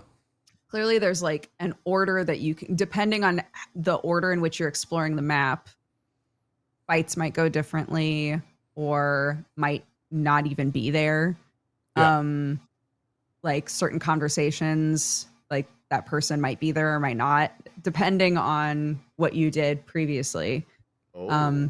So I'm really curious because again, I haven't played that much of the game. So I assume there's a lot of that in the game. And I'm curious to like what extent that develops as you keep playing. Like how much is this like beat of a butterfly wing thing gonna Right. occur? You know, is there stuff that you could do at the beginning that affects who you can talk to like way later on? I don't know. And I don't want to look it up right now. Same. So yeah. So I feel like once I've finished the game in a million years, it would be fun to look up like, why did that guy show up? How come that guy showed up for me but not for my friend? Like what did I do that made that what was happen? the trigger point that like had that happen? Yeah. Yeah. I think maybe the same experience happened to us both where that guy showed up in said thing. And I wish they weren't there. I couldn't see the fucking screen, man. Like so much stuff was happening on screen that I was looking at something else. And I was like, all right, I'm moving left. I'm over there. Fuck. Like I'm on the wrong side of the screen. God damn it. My eyes are looking at a different thing. It definitely gets like chaotic very quickly, is ultimately what I'm trying to say. But I'm still enjoying it nonetheless. Like it just definitely right out of the gate seems a little bit more, a little bit harder than the first one. It definitely, I think it is in your best interest. I got asked this a lot. Like, do I need to play Hollow Knight 1 in order to play this? From like a story perspective, I don't necessarily know. It's like very loose between them. So far, I don't really feel like you do. But from a gameplay perspective, it might help you. That's true. I guess we can't wipe our memories of the game and know whether or not that gives us an edge at all. I will say the jump mechanic that in Hollow Knight you could pogo like vertical, and this one it's diagonal, and that's a motherfucker. Because for however long I played Hollow Knight, I abused the shit out of that, and now it's like, well, you're gonna do it diagonally. For the first part of this game, potentially. So good luck. I always find I hate that. Yeah, I always find it really interesting the point at which, and this happens a lot in Souls-likes, the point at which the game says, you need to understand how to use this mechanic before you move on. Here's a fight. I'm handing you a fight. You have to do it. And it's going to force you to learn a mechanic that you haven't had to use before now. This game, I think, has that twofold in that there is a fight that I got to where I was like, this is making me learn how to use Hornet, like as she is in her basic form, right? But then also, you really early on have an area that's like, this is how the platforming is going to feel for a bit here. Yes, I know exactly and what you're saying. You have to figure it out, right? Like if you want to progress here, you're going to need to learn because we're just going to build on this from here on out. It is a platforming game, right? Yeah. And I find that really fascinating when those fights happen. I remember playing, oh my God, I always call it Oily Timmy, the Pinocchio game. Oily Timmy, yeah. Oily Timmy. I remember playing Oily Timmy. I'm going to call up and be like, guys, your game's been renamed. I'm sorry, but it's just a better name. It's called The Lies of P Dev would just go, wait, what are they called in English? It's because, can I defend myself? No, you don't have, the name's perfect. What are you talking about? You don't have to Never defend mind, I don't have shit. to. Yeah, that's a Fantastic. great name. So when I was playing Oily Timmy, I'll never forget having to do that. Is it Coco or Fueco? There's a boss that you fight, the like fire boss. Yes. And he makes you learn how to parry in that game. Yes. You have to parry that guy. I spent so long really struggling with the parry mechanic, but after that, I really knew how to parry, you know? So I appreciate those points where the devs are like, okay, we need to help them build skills here, you know? That is a great point. I've seen the first screen of the area that kind of teaches you like, this is how the platforming is going to be for this entire next area, potentially the rest of the game. Get used to it. And I've seen that exact frame countless times on TikTok of people just being like, what the fuck is this? This is bullshit. I hate this. Yeah. I hate everything about this. And the fact that I got to do it multiple times to get back to a thing that's going to beat my ass in the first place. Fuck this. Fuck that. God damn you, devs. And I'm going back. Once you figure it out, though. Yeah. Oh, it feels fantastic. You feel like a god. Feels so great. Yeah. You feel like a gaming You god. feel like a crab? Yeah. You feel like a crab grabbing delicious morsels and Yeah. popping them in your mouth. Okay. Exactly. Yeah. Okay. Exactly. No, the rage is definitely real. Like the like Souls style rage in this game of like, you feel fantastic when you end up killing a boss or an encounter or getting past the platforming section. I'm very eager to dive in. I have not decided like from a content route of, it's one of those things where I want to be able to be like, yeah, you can go watch my Silksong playthrough. Like the old person in me treasures that now, where if I didn't stream it, I'd be like, well, people can't,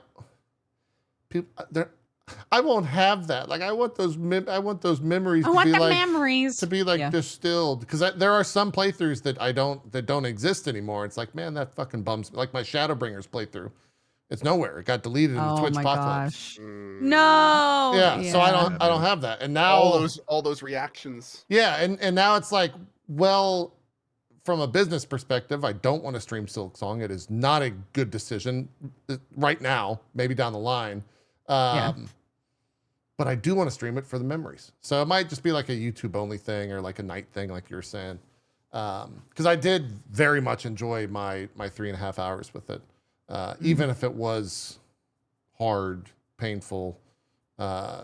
Still has the eeriness, by the way, like vibe of Hollow Knight that I found in a weird way like comforting. Like there's sometimes you just get into an area and it's like silence, except for like a bug just like off in the distance or someone humming off in the distance, and it's a big vibe for that. The games are beautiful. Yeah, there's no getting around that for sure. Yeah, I've seen a handful of like art from later on in the game from just like sneaking into a stream and being like, I wonder what it looks like X hours into the game. Holy shit! And then I'll just close it real quick. Jesus. Yeah. So I'm very much. I will eventually go through it and finish it. I'm seeing now. I was curious. One of the big things with the launch of the game is that they did not send out codes early to reviewers or anything like that. No, they didn't. Which is very uncommon in general, but also uncommon for a game of this size. Every single thing about this game has been uncommon. Yeah. Oh well, 100%. Yeah, that's a very good point. And I saw today the first review popped up that was submitted to Metacritic. It does not have a number on it yet because you need 4 reviews to have a Metacritic score. But it was a CG Magazine gave it 100 out of 100. Says Hollow Knight Silksong takes the masterclass design of its predecessor and elevates it to a new gold standard in Metroid-like design. That's the first one I've seen.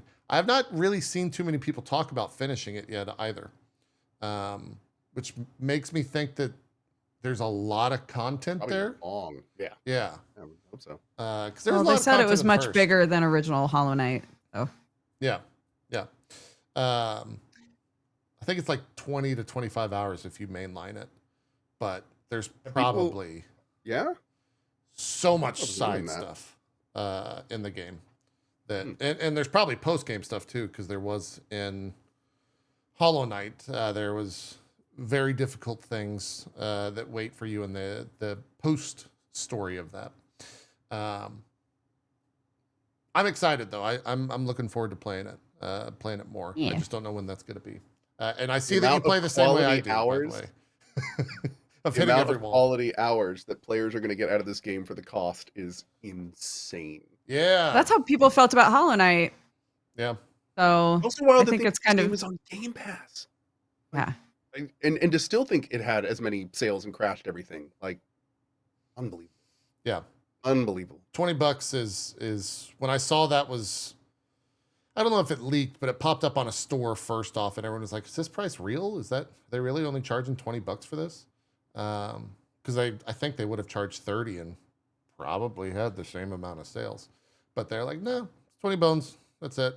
You can get on Game Pass. You can get on most platforms. I think it's on everything. Switch to I even PlayStation, all that stuff.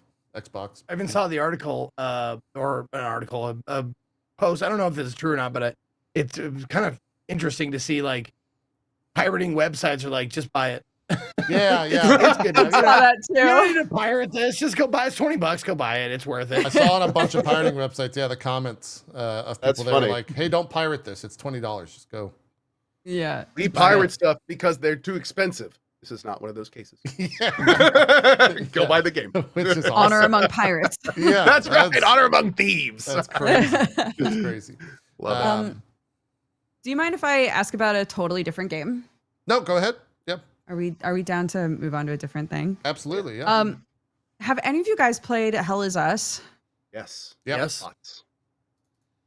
Just started playing it on Friday, and I did not expect to like it so much. Yeah, I could see how it would be a dodgery game. I suppose. Yeah.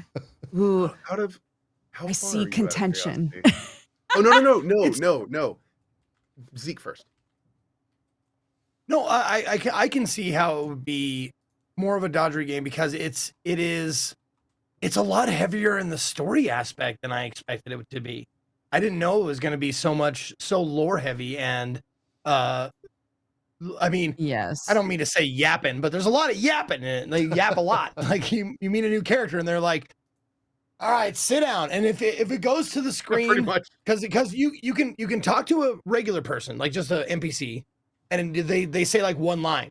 But if it locks in, it like fades out and fades back in, and you're locked into that person. You're like, okay, we're gonna be here for about 10 minutes. Okay, let's start with this topic, and then you go yap. Okay, next topic. Yap. And I'm only saying yapping just as I'm not saying it negatively, but there is a lot more than I expected in there, and it is deep lore.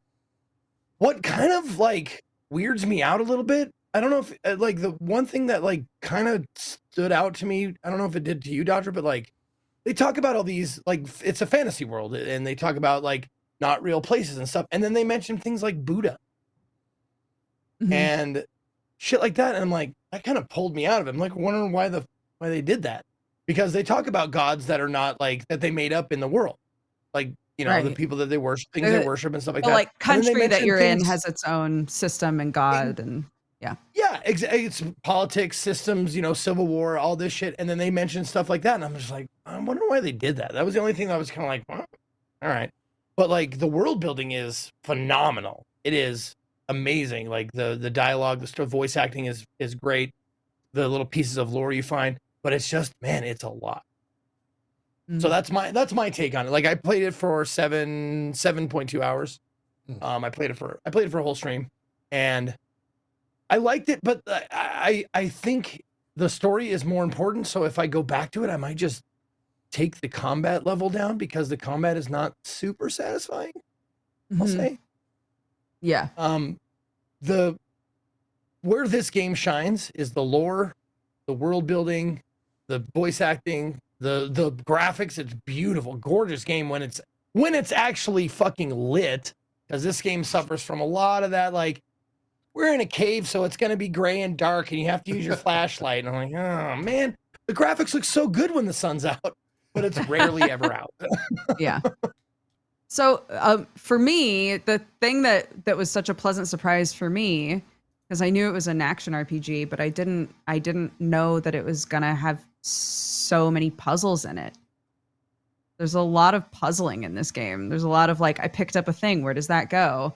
Or, you know, talking to somebody and then talking to someone else and being like, wait a minute, could I go talk about this with that guy? Could I find something else out? You know, that sort of thing I think was really like a delightful surprise for me, because to be honest, story-wise, this is a very heavy game. The world that they've established, the political structure, all of that that's going on, is at times very horrifying. It sucks talking to people a lot, because they all want to talk about it, and I'm like, okay, oh, okay, yeah, all right. You feel like a therapist. Yeah, everyone's just trauma dumping nonstop. I mean, literally, it's a lot. like, yes, Yeah. it really is. Well, that's one of the things that I will echo. Like, they take this fantasy story about Civil War super seriously, and it gets dark and it's depressing, and it's just like it shows like graphic images of like hangings and shit like that. It's it's crazy. Yeah. So the reason I was making a face at the beginning is like this game is called Hell Is Us. And a lot of people are like, what does that mean? Well, what it means is that this game shines a spotlight on some of the absolute darkest, worst parts of humanity. Like 100%. you get into the first town and like mute if you need a trigger warning until my hand comes down. I mean, we have hangings, gang rape, murder, torture. Both sides think they're right, so they treat the other side like animals. Like, they butcher each other. Like, it is horrible. And they go to, and that's enough of that. They go to really good lengths to try to fully explain both sides and why they feel the way they do. And it's like, a lot of this game just gets too real too fast. Like, there were times when there's like, you get to like the first city area, and by the time I was getting to the end of that, I was like, man, I need to go like kill some shit. I don't want to talk to anyone else. I did the same thing. I talked to like half of the people in that town. And here's what's crazy. When you talk to people, Zeke just was talking about it. It does this zoom in thing on some of them. And when it does the zoom in thing, it's almost like this Fallout 2 style portrait of them.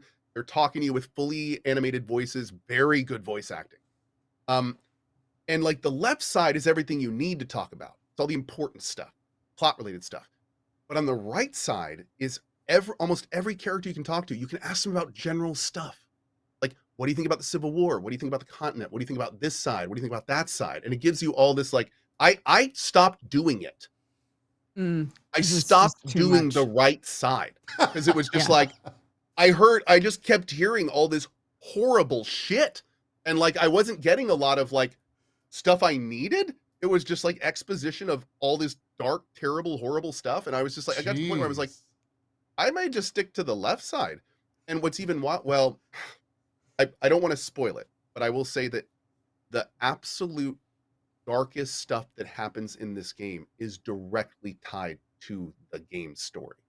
So you cannot go through this game without missing it, dealing with the worst possible stuff. I see. Yeah, because it has to do with the whole world is like, it gets really interesting. And they so far I'm 12 hours in myself. I'm playing more tomorrow afternoon, and it's gotten to the point where like they're just like Zeke said, they take this very seriously. They're trying to explain like all the little things, and you know, if you like lore, I got a lot of respect for that. This is a very passionate game. The people that made this went to great lengths to make you feel like you are there and that it is real. And also as like fucking weird, like it seems like a side note because of all the heavy content you're dealing with humanity.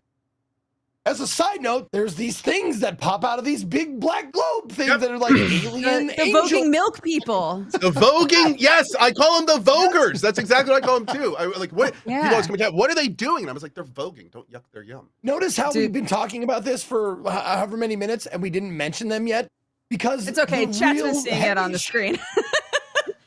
You fight these guys and they seem like a footnote to like the horrible horrors of Civil War. Two things I want to get out while we're talking about Hell Is Us. First of all, this game also goes to great lengths to not tell you where to go next. And when I Mhm. first started playing that game, I was a little worried because I was like, for this to work, the design is going to have to funnel you there. If you're not going to use obvious UI elements and obvious things that we're all used to, you're going to have to do it another way, and you're going to have to do it this creative way in the lore. So I was like, this is going to get weird. Like, I can't imagine this working super well. It does. It does actually work pretty well. Not only do they seed all sorts of different areas with the same information, so no matter what path you take, you'll have different characters mention like the same next thing to do. But they also have this really cool investigation window where it like tracks everything that's said by everyone important, and you can always go back there and reference it. So even though you never have a journal that tells you where to go next, you kind of have a log of everything going on, and it's relatively easy to suss it out, which is really cool. Other than that part, I'm going to say, combat was not the focus of this game. No. It's combat is workable, but there's no question it's a little clunky. It works, but I would not play this game for the combat. It is using an interesting system where you have to like pick different emotions, and then you have to tune your weapons to them, and then based on what emotion it's tuned to, you can give it different abilities. So you can do like rage, grief, ecstasy, fear. And then depending on which emotion is synced to your weapon, it actually changes the color, changes the entire graphic of it. And then the emotion you pick then lets you slot different things in. So rage is like super aggressive, big AoE stuff. Ecstasy is like stuff that hurts you, but also hurts them. Grief is stuff that like reduces their endurance, makes them like, don't want to fight anymore kind of stuff. So it's an interesting system. You can have two weapons on at once, and you get duplicates of base weapons, so you can take like a pole arm and make like a rage or a grief, or you can have a rage pole arm and a grief two-handed sword, and you can like do all sorts of different stuff. So there's some really cool stuff in the system, but the actual implementation of it, the actual playing it, does not feel good. It does not feel nearly as good as other games. There is one neat mechanic, and I think probably other games, I can't even think of which ones, but have done this before, but like there's a neat heal mechanic in the middle of combat. So one of the mechanics is if you're slashing an enemy and you do a combo or whatever, you might see like might have seen through the gameplay, like there's this white ring that like coalesces around your character after you do like a combo. If you hit it at the right time, you heal. So the longer it's the key pulse from Neo, except it does your health. There you go. Yeah.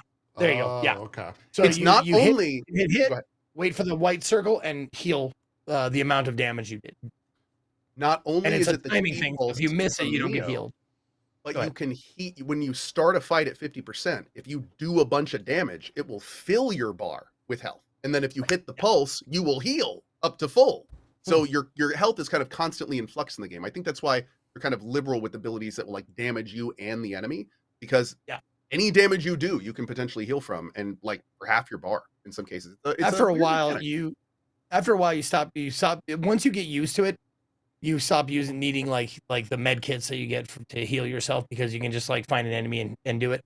But I will say, like, there is a rhythm. There's different weapons you can get. You start off with a big sword. You can get axes. You can get like a pole arm. You can get like a few other things. I haven't played it for overly long, but you get different weapons and they all have different rhythms. So like I was doing the sword. I'm like, I can't fucking get this. And then I got the axes and I was like, sha sha sha sha sha, heal, sha sha sha sha sha, heal. And I was like, oh, cool. Okay, I got this. And then I got this pole arm. I'm like, I'm going to try this out. And no, the rhythm, I can't do it. Went back to the axis and I'm like, I'm fine. Did you use the charge up attacks as well? Yes. Oh, yeah. Yeah. All the weapons. Oh, not only do you have your weapons, but your little drone you can see floating around there has 4 abilities that you can socket. And pretty early in the game, you already start getting more abilities than you can do. Things like the drone will attach to your back. All its engines will light up and shoot you forward. The drone gets on your back and all 3 of the engines go in a different way, and you spin to win with whatever weapon you have. It just flies you around in a circle. Like there's some actually pretty cool ones. But it definitely, again, it's like they had a good idea with the system on paper, but it's just the implementation doesn't feel good. I don't like, Zeke, how did you feel the combat felt? It's that's the thing. It's fine. It's just not super satisfying, you know? It's more like, it's less Dark Souls and more Devil May Cry for me. It's more like I'm just going in there and I'm going heal. I'm not doing a lot of like dodge rolling or parrying or anything like that. I'm more like, if I hit him enough and heal enough, I can just down these guys. No problem. Brute force it. Yeah, man. Get Gotta it. brute Exactly. force it. Yeah, that's how it felt for me. Because like in Dark Souls, they kind of force you. In the Souls-like games, they kind of force you to like, you have to learn how to fucking dodge roll. In this one, I didn't feel like I had to at all, and I didn't. about you, Maybe Doctor? eventually I will have to, or dodge or parry. Eventually, maybe I'll have to, but the 7 hours I did, I was just like, I don't need to do any of that shit. I can just go in there all axes and flame and fury and just kill them all and then heal through it. Yeah, I don't think that I've played enough of it to hit the point where I can tell if things are going to feel repetitive or not.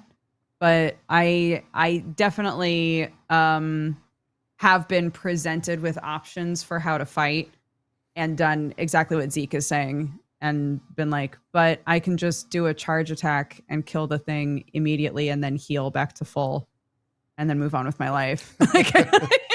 Yeah. No, absolutely. So I will say it was kind of funny because like the game, one of the first things you get with your drone, and this is pretty cool, it's that you can send it to hover over an enemy and it will stun it. It'll hold it in place. And it teaches you how to do this. And then very shortly after, or shortly before, it teaches you how to do a charge up heavy attack that almost one-hands everything. So for like the entire first part of the game, I'd be like, oh, there's an enemy.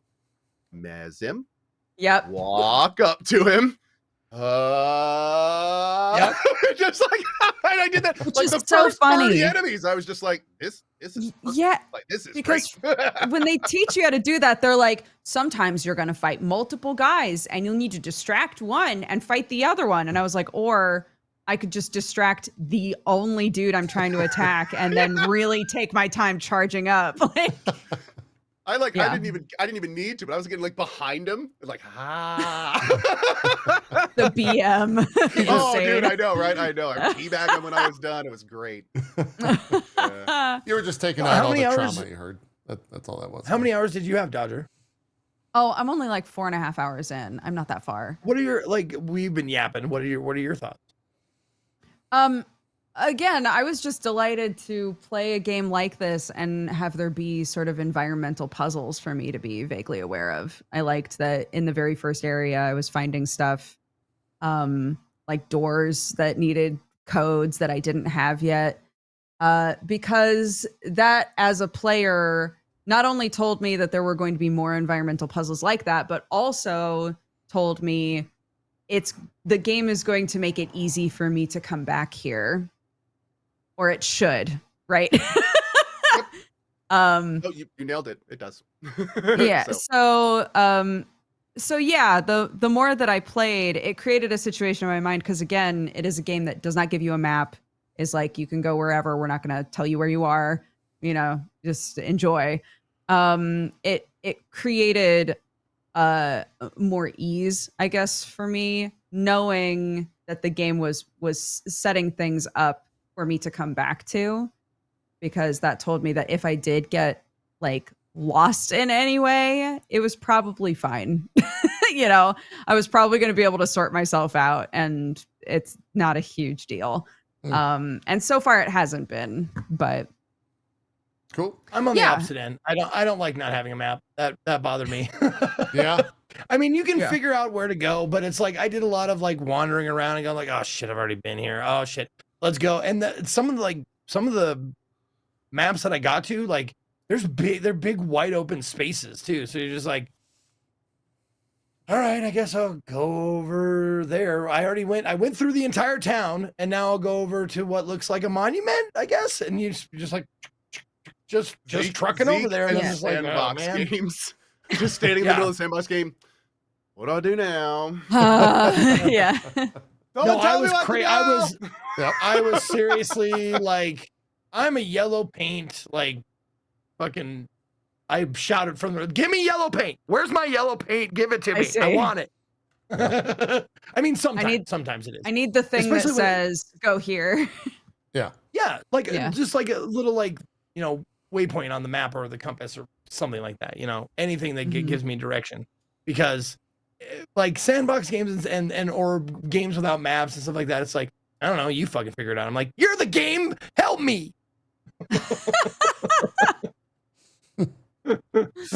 Yeah. And it does. It's not. It's like I said, I played it for an entire stream, so like I didn't hate it.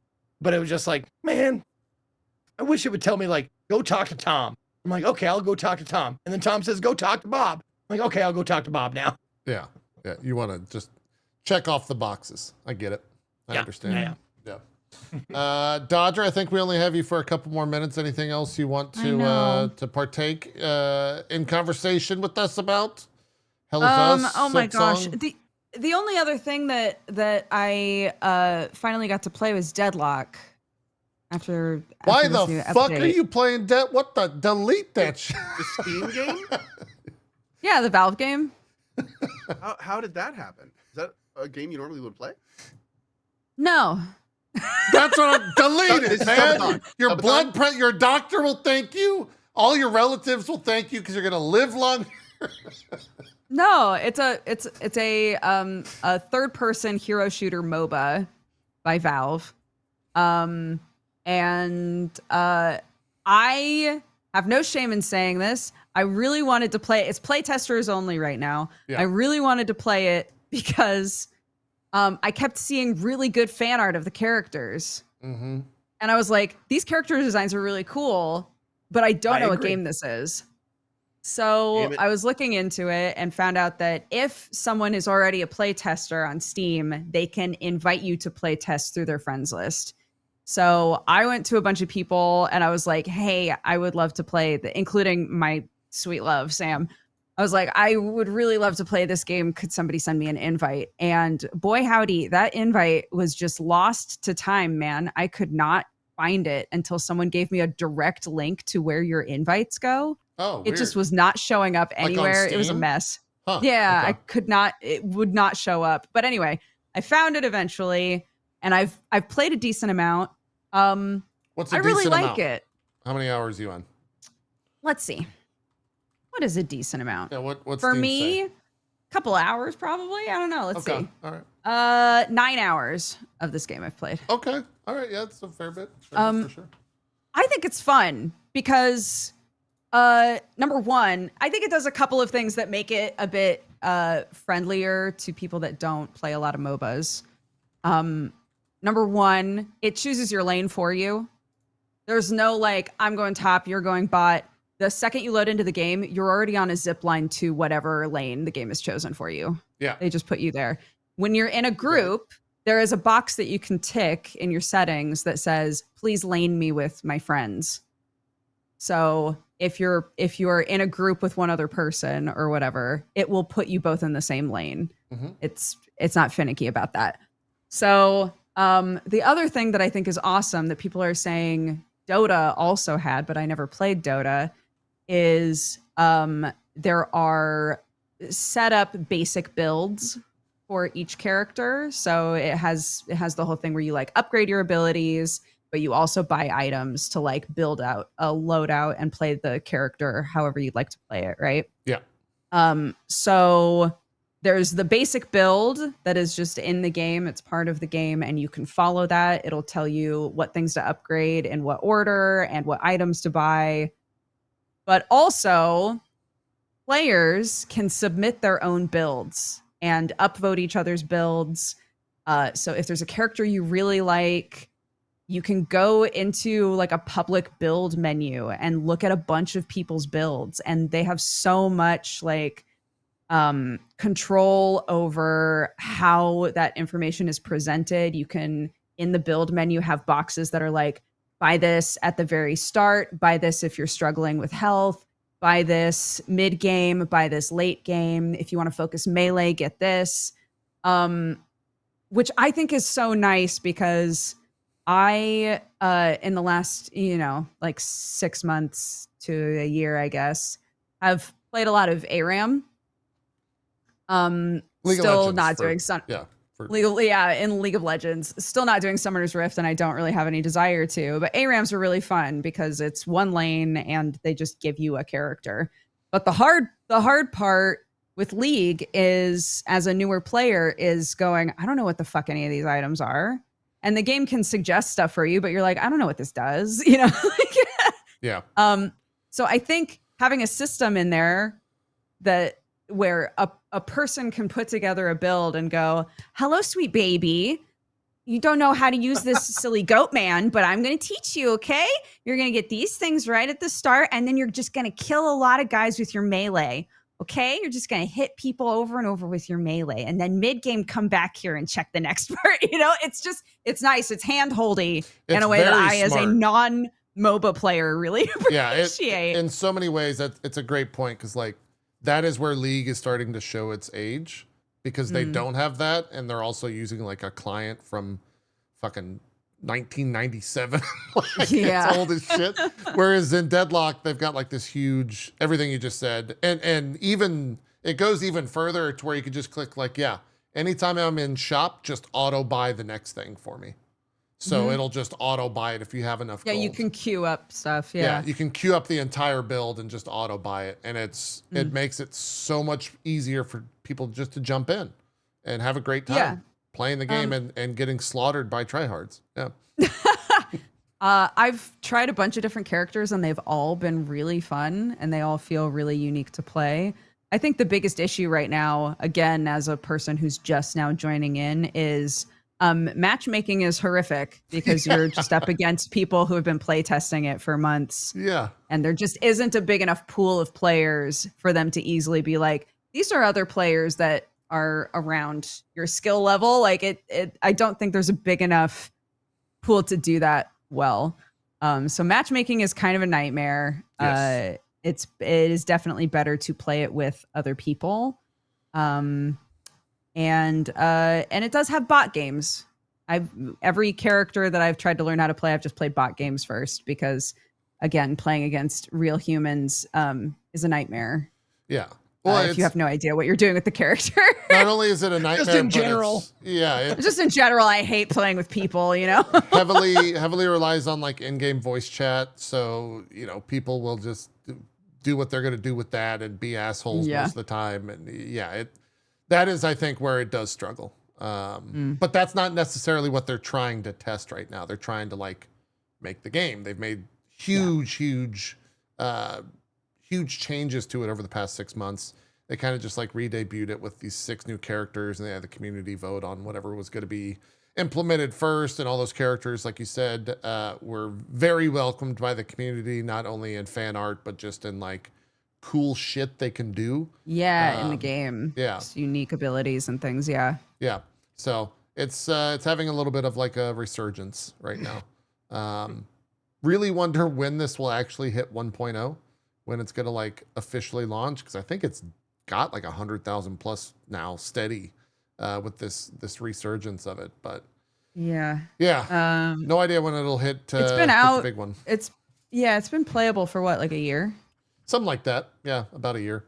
The reason I said deleted is it could be a very rage-inducing game for so many different reasons. Whether it's just getting slaughtered by tryhards or I'm not understanding characters or having you can't just WASD. You can't just walk around in this game. You have to learn how to move in this game. And if you don't, you'll have a terrible time. So that's where we'll see if it's going to have a very hard barrier of entry, I think. Yeah. I'm not trying to be sanctimonious, but it might be a benefit to me that I'm not immune to it, but I don't get frustrated super easily with games like this. Sure. It's because I don't play them very often. I don't feel as competitive with them. Yeah. So I'm able to just kind of enjoy them for what they are and be okay with being bad. You're not like your husband or I. How is that? What is that like? Yeah. Is that a good life? Is that fun? Do you have ulcers? You probably don't have ulcers. You know what? I'm pretty at ease. Yeah. Oh man. Yeah. No, it's have you played with your husband yet? Have you jumped into his? Okay. I have not. No. Yeah. When I first started doing ARAMs, he was like, "We're not playing League together ever." So I don't know. Maybe he'd play this with me. I honestly haven't asked him. Dude, I didn't know if that meant just MOBAs in general should be off the table, or if League specifically tilts him into a monster that he doesn't want me to see. I was watching. They were playing This is Strippin's VOD. They were playing Deadlock. I think it was maybe Wednesday, and it was my day off, so I was just casually watching. And they finished a game, or they were in mid game, and him and Gmart just started screaming at each other. And Jinx, poor Jinx, was in the middle of it, like, guys, can we be friends again? What's going on? Guys, can we complete the objective, please, and fight later, maybe? So the rage could definitely, I think, make its way into this for sure. So yeah, for sure. Yeah, well, fantastic, Dodger. Thank you so much for joining us. The show's not over, but Dodger's got to go. Babysitter, Before I you think, go, for though, 2 hours. Yeah. I do want to say, like, I'm pretty sure JP's doing it. I'm doing it. But Convergence, the showcase that you and Jesse are doing. I just wanted to quickly touch on that and say, like, well, first, congratulations for getting to host a cool showcase like that. And it's what in your opinion is it? Like, just real quick. I was a host for it last year. Jesse is being brought on as my co-host this year. And it is an indie game showcase. It is meant to be Jesse and I and other creators that get involved with it coming and saying, these are games that we're keeping an eye on, that we're really excited for. We're going to different game companies and saying, hey, can we showcase your game as part of this show? And so it's meant to be like a big focus on indie games, and specifically on like what sort of games creators are excited to be playing and want to promote. Cool. What's the date and time on that? Do you happen to know off the top of your head? Oh my God, guys. I think it's Dodger, the 19th. let's talk about the Convergence. I have it pulled up. Don't worry. It's 18th of September. The 18th. I was like, 19th, 18th? It's one of those. Yeah. Yeah. 18th of September. I don't see a time, though, unfortunately. Yeah. I'm not sure about the time either. Yeah. Hey, watch the socials. Keep your eye on the socials. There you go. Right there. And cool. And yeah, it should be fun. Yeah. It was fun. It was fun last year. And I had a lovely co-host last year. But you know, Jesse and I have known each other forever, and we've got really good rapport. So it should be really fun. Makes sense. Yeah. Fantastic. We'll do some shout outs of your own stuff. Where can people check you out? What do you got going on? What do you got coming up? Okay. It's no longer summer. My kid is back at school. So my life is generally back to normal. I stream almost every day. You can find me at twitch.tv/Dexbonus. I'm Dexbonus on pretty much everything, except for Twitter for another 24 hours. I am Wint.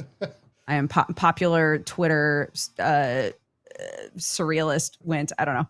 Anyways, I'm currently playing Hell Is Us, although maybe I should redirect into a game that is less depressing, and Silksong. So we just play whatever. Come hang out. It's good times. I also have a coffee company, DodgerCoffeeCo.com. If you like coffee, go check it out. Fantastic. Give us the last funny face and then close out as you're doing it, so we get a funny last frame of you, and we'll send you off. Okay, I do a funny face, and then I hit the red phone. Yeah. Sure. Here we go. You ready? Yeah. That's great. Nice. That's a really good Nailed one. it. That's a really good one. Perfecto. Nailed it. Absolutely. All right. Continuing on the show, we got about 15 minutes left. Not really that much news this week, so I don't think we'll do too much of that. Cohh, are you still playing PoE? Did you drop PoE? Yes. Nope. I'm still playing PoE. I am currently 1.5 out of 3 through the interlude, and I'm planning on at least getting to maps. Okay. All right. I'm going to play some tomorrow night. Yep. Fantastic. Yeah, I am. There was a way for me to see how much hours I've played recently on Steam. Do you guys know where that's at? I don't know where the fuck that's at. Oh, recently? No. Yeah. Chad, how do you see what you played recently?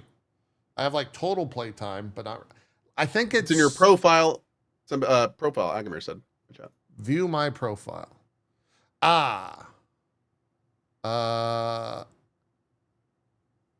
Okay. I've played 120 hours of Path of Exile 2 in the past, however long that's been. I've played a lot. Most of it off stream. Yeah, it is the best Path of Exile 2's been ever. Still needs some stuff in end game, in terms of things to shoot for, but like, yeah, play PoE 2. It's really, really good. I don't have anything else to add apart from that. I hope you hit maps, and can kind of see that is a thing. It's you know, I'm gonna be honest. I'm planning on getting to maps. I'm planning on exploring it, but I don't like infinite progress stuff. Yeah, we were talking about that. Yeah, I don't like that. I like setting long-term goals. I can't really do that.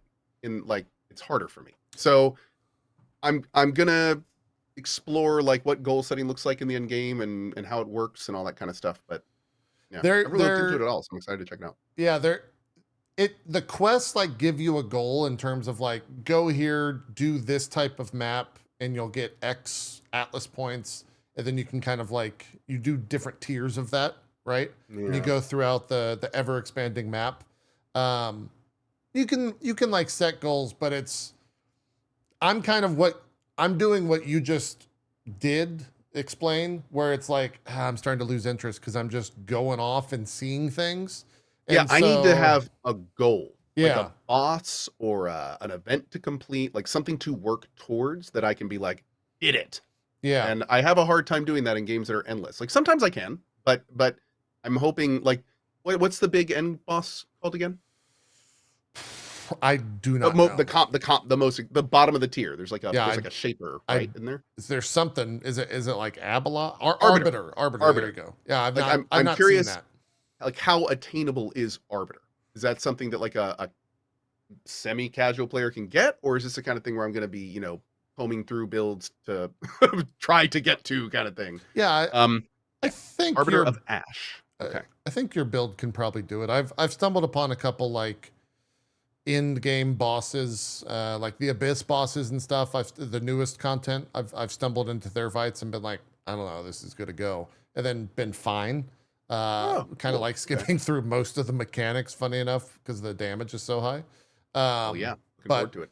Yeah, there's a lot of stuff. There is stuff at the end game boss wise, but now it's like I'm going through the maps and being like, oh, cool, there's like a couple of unique maps over there if I go that way, so I'll head off in that distance, and then I'll find an area where like two watchtowers cross over, and so you can upgrade both of those towers so you can juice your maps, and then you run maps in the center of both of those things so you get the benefits of both towers, and you're running like really difficult maps, which then drops more currency, and then it's just turning into kind of a currency farm. I have a question.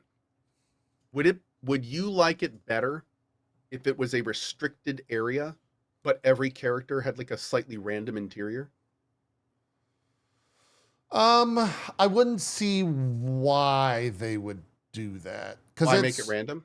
Well, why would they Correct constrict me if I'm it? wrong. Correct me if I'm wrong. Well, because if you constricted it, then there'd be like an end point. Right? Yeah, like a maybe wall. give the player a chance to reset the map if they want to. Like Yeah. so, but you know, there'd be like I've completed my atlas. You know, like I've completed my map. Like I wonder if getting that feeling would help. I feel like it would help me, but I'm also kind of weird about that stuff, so I don't know if that's like a. Yeah, I mean I think that you'll find that it is a goal-oriented end game in an endless map. Alex in my chat says they already said they're actually revamping the map system next patch. I hadn't heard that. Yeah, they're definitely gonna change stuff. There's no way they don't. Okay. And I think that's probably what I'm waiting for. I'm at the point now where it's like, do I want to make a second character? Probably gonna check some other stuff out game-wise, or just keep kind of like farming and having fun, because I still enjoy the like dopamine hit of like seeing things drop and seeing things explode and all that stuff. Yeah. So Zeke, have you started your journey in PoE? I've not seen you in the global channel. We've been talking about you in the global channel, but we have not seen you. I saw you talking about me. Oh, okay. The other night. Yeah. I did. I was there. But yeah, I picked it up, and then I got busy in IRL with different stuff. So Yeah. I've only got like 7.5 hours into it. Okay. But I guess the thing I want to know is like, what what do you bother spending time on in the first like 3 acts, or maybe just even the first act? Like, do you like? Because I find that I am going back to town so Nonstop. fucking much. Yeah. Like, do I need to do that? Because I'm going back and I'm disenchanting everything and I'm selling everything that I don't need, and then I'm going back. It's like it seems like it's every 10 minutes. Like I'm doing that because my inventory gets full, shit like that. Like I feel like I'm wasting time. I want to wake you up to something, and Okay. and this was incredibly hard for me, but I'm going to try to explain it to you in a way so you don't have to take the journey I did. Okay, you keep going back to town because you like that sexy loot. You want to pick everything up. You want to sell it. You want to disenchant it. When I first played the game, that's exactly what I did. In fact, those will tell you, when I first started playing Path of Exile, I fully cleared every map and picked up every single blue item or better and sold or broke down all of it. Yeah. Now, here's the thing. This is the super important thing to understand about Path of Exile. Okay. The more that you restrict the amount of loot you pick up, the significantly faster you will get to better loot. So what you're doing by doing what you're doing is you're stockpiling, especially after this last patch, you're stockpiling low tier mats that as you level, you're never going to really use, because they've now split the mats up to level differentiated things. Now there's lesser, normal and greater, lesser, greater, something else. So like you can't use the lower level items on higher level things. Like you will level up and get to a point where all that shit you've been disenchanting, you just won't be able to use it. So what I'm saying is, Act 1-ish, once I have all of my slots full of gear, I turn off blue. And the reason I do that, or I don't turn off blue, I stop looting blue. My brain turns off the color blue. Yes, I stop looting blue regularly once my slots are full. And I start looking at blue items, seeing if it has like a good base or something I might want to craft or improve, because now you can improve a bunch of items. But in terms of picking up and disenchanting, sockets and yellow items. That's it. And pick up a blue if you think you want to try crafting it. And that will cut down the amount that you have to go back to your town by like 90%. Okay. Yep. And then you'll find yourself like, oh, and when you look at the big U map, the quests that have a plus by them on the bottom left are the important ones. So if you're running around and doing like every quest, if you want to make sure you do the quests that give you like skill points and stuff, you only have to worry about the ones that have the little plus, little cross at the bottom of them. So using those two things, you will be done with the interludes by the time players like me and you playing the way you do would be done with like Act 2. It's it's taking forever. It's just okay. So it took me like so I can 3 just forget leagues about to break that. Like it took me so many leagues. I can completely forget about whites and blues, and just pick up the gold and the gems or whatever the single slot items. Here's a good way to think about it: white, yellows, and blues can have the same base modifiers, right? Like a really good one for my crossbow is like +4 to socketed skill gems. That's huge. So if I find a blue crossbow that's like mine, blue is much worse than my crossbow. My crossbow is uber. But if I find a blue crossbow and one of them is +4 to socket, I will pick that bow up just so I can make it rare, because it might become better than mine. So it's like the only time you want to start picking up blues is like if you see a big upgrade opportunity or something like that, and you can generally ignore all of them. And honestly, dude, if you just to get to maps and stuff, you don't even need to do that. Like you could just focus on yellow items, and that could carry you 2 maps, if you even wanted to do that.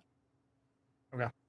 But utilize crafting too. They give you so much cool crafting stuff. So put sockets on your stuff and use the little runes to fill in. That's what I'm saying. Like I should still pick up things with sockets in it so I can break those down and get the sockets. Exactly. Okay. Yes, because those sockets are going to help you balance your resistances, because this game is a little more brutal with the way they do that. Like they apply a little quicker than the previous one. Yeah. I hope that helps. Okay. It will greatly help. Absolutely. I mean, it just sucks leaving shit on the floor. Then like it does, dude. You have to break it. It's worth 5 gold, but a good way to think about it is in all the time you'd be selling that, you're going to get something worth 30 gold. Like you got to pull it back and metagame it a bit. Yeah. Okay. You loot less to get more. I know it's it's kind of funny because everything Cohh said is like 100% true, and it's 100% how you should play, quote, should play PoE. And players like me don't think about it because that's just like, I never would say to someone exactly what Cohh just said, because to me, that is like the baseline of understanding that it just happens in my brain without question. And what's funny, yeah, I not only did that not occur to me, but I was literally playing the game incorrectly for like 2 leagues. Because I was playing it like a normal single player ARPG. Go everywhere, explore everything, 100%. Yeah. That's not what this game is. It's not this game. So to play this game better, you have to adjust your loop a bit. yeah. And that's because I have good advice. That's really good advice. I've got like 2,000 hours of that trained already, so it's just like second nature. Whereas Well, natural to that's you. yeah, you just how don't you play PoE. Yeah. You just started playing, so No, you don't but- have that. Yeah. But that's something that I don't know if you needed to be told, but I need to be told that shit. I need someone to say like, Yeah. you are absolutely wasting your time, and here's the valid reasons why. That's you're what I'm wasting your saying. time I'm saying doing I this. would be a Also- bad teacher because I wouldn't think to tell you that. It also No, goes I to would. show you, That's though, why I'm like, asking these questions, Yeah, because yeah. I know that like this shit is second nature to you. It's like trying to teach someone how to throw a baseball when you've been in the major leagues for 5 years. Yeah, 100%. 100%. What were we gonna say, Cohh? I have kids, so I'm used to let's start at the base and build up. So it's like I'm totally here for it. Yeah. Yeah. That's a fair comparison. Yeah. I'll take it. Yeah. No, it sounds like we're being dismissive of one another, or of Zeke and the situation, but it's like exactly what Zeke just said. It's like Major League. No, to- this is to definitely PoE, a situation of, you've seen it on social media. Tell me like I'm 5 years old. Like, tell me Explain it how like to I'm do 5. this like I'm 5 fucking Well, years old, here's- please. No one could possibly fault you for that, because the way you're playing this game is exactly how you play other games in the genre. Right. So you just need to be told like, hey, you're doing it right, but just not for this game. This is a little bit different, and this is why. Okay. Yeah. So Okay. there you go. I'm sure I'll have a better time with it and progress faster at least. Now, what level should I have like a complete set of yellows? Because I have like 1. You can't really think of it like It's that. especially in PoE 2, Okay. the Yeah. RNG is too heavy. You're like early Okay, game okay. yellows are rare. So like I are. remember when hell I got my first yellow, I was like, yeah. So yeah, you'll Okay. be like I said, loot blues until you're full. Like make sure 'Cause you it got all doesn't blue. It seems like it barely fucking matters. Like your equipment barely fucking matters in the first few Not really. maps Not in the first or bit. whatever. Not when yellow is when you start getting like, yellow is generally 3 to 4. And those Yeah. start adding up, and they can be higher. Yeah. And once you start getting into higher level stuff, like some of those modifiers are huge. Like there are specific modifiers that are weighted to make a much, it's depending on your build, have a much larger effect on your build. So it's Right. just kind of getting the one thing you may want to do, Zeke, is if you want to kick JP or me your build, probably JP is probably better at this. He could tell you what to look for on the items. So he could be like, okay, if you see this That is line or another this thing line, that I want to know. Like, Yeah, so that'd probably be the good stuff. things that I want to know, and I like haven't looked up yet because I haven't played that much, is like the words you're looking for are Yes. Weaver. The words you're looking for are of the spider or of the Well, of that's the not That's the storm, way to or do whatever it. the fuck. Here's the problem. Here's the problem. Break out of that. Yeah. And the reason being is because there are Don't more, look, okay. there are more modifiers in an item that will ever be Okay. in the title. So it's not like you're going to have a jagged breast boots of the because that's what you need for every single modifier that's on these things. So Okay. break away. The only thing you need to worry about of an item is what's called the base, and that is what was if this was a white item, what would it be? That's the base of an item, and then that's kind of the only kind of name you need to know. That and maybe the graphic can help too if you're into that. But what I was saying earlier about the terminology is, and again, JP can help better with this. There is stuff that is really important to know because similar stuff has different effects. So, for instance, like physical damage or increase percent physical damage or convert percent damage. So here's a good example, right? I use explosive shot. That converts my physical damage 80% to fire. If I put on an item that increases my physical damage by a percentage, that math actually takes place after the conversion. So I am actually at a disadvantage applying a physical percent up on an 80% fire converted thing because it's only going to do that little 20. See what I'm saying? So it's like, for me, flat physical is wildly better because I'm increasing it before it's converted instead of after it's converted. Sure, I get Does that. that make sense? So it's just there's little nuance like that, and you need to know like which order No, goes it's a very first. it's a. But again, Do JP you know the term- can just tell you which to look for. So like you don't have to worry about it. Yeah, somewhat. Do you know the word PEMDAS or the term PEMDAS? Yes. Order of the operations? Order of operations. That's It's like that. PoE has a PEMDAS and a PEMDAS, and you will slowly learn that as you do different builds. But again, you don't need to worry about that if you just know the exact words to look for. So like that's the big thing. Okay. Somebody just said Bodmus in chat. Is that a PoE thing? Is there really like a? Because that'd be hilarious. I'm trying to think what that would be, but I don't think so. There is an order of operations though that PoE did decide on. Like it has to do with when percentages are applied, when conversions are done. Like they had to decide when given all at once what order it's done in, and they made some decisions. So understanding that order can really help with like that's the stuff that Ziz and them probably dive into. But yeah. I'm very Bodness rudimentary is with just a that. different order of that's brackets, orders, division, multiplication, addition, subtraction. Oh, the PoE one is Booba. Okay. Makes sense. Yeah, exactly. Yeah. No, badass, it's overpowered, overleveled. No, I'm Badass, overpowered, awesome, bodacious asshole. yeah. You Wow, you can spell. it's funny It's how called like awesome, but okay.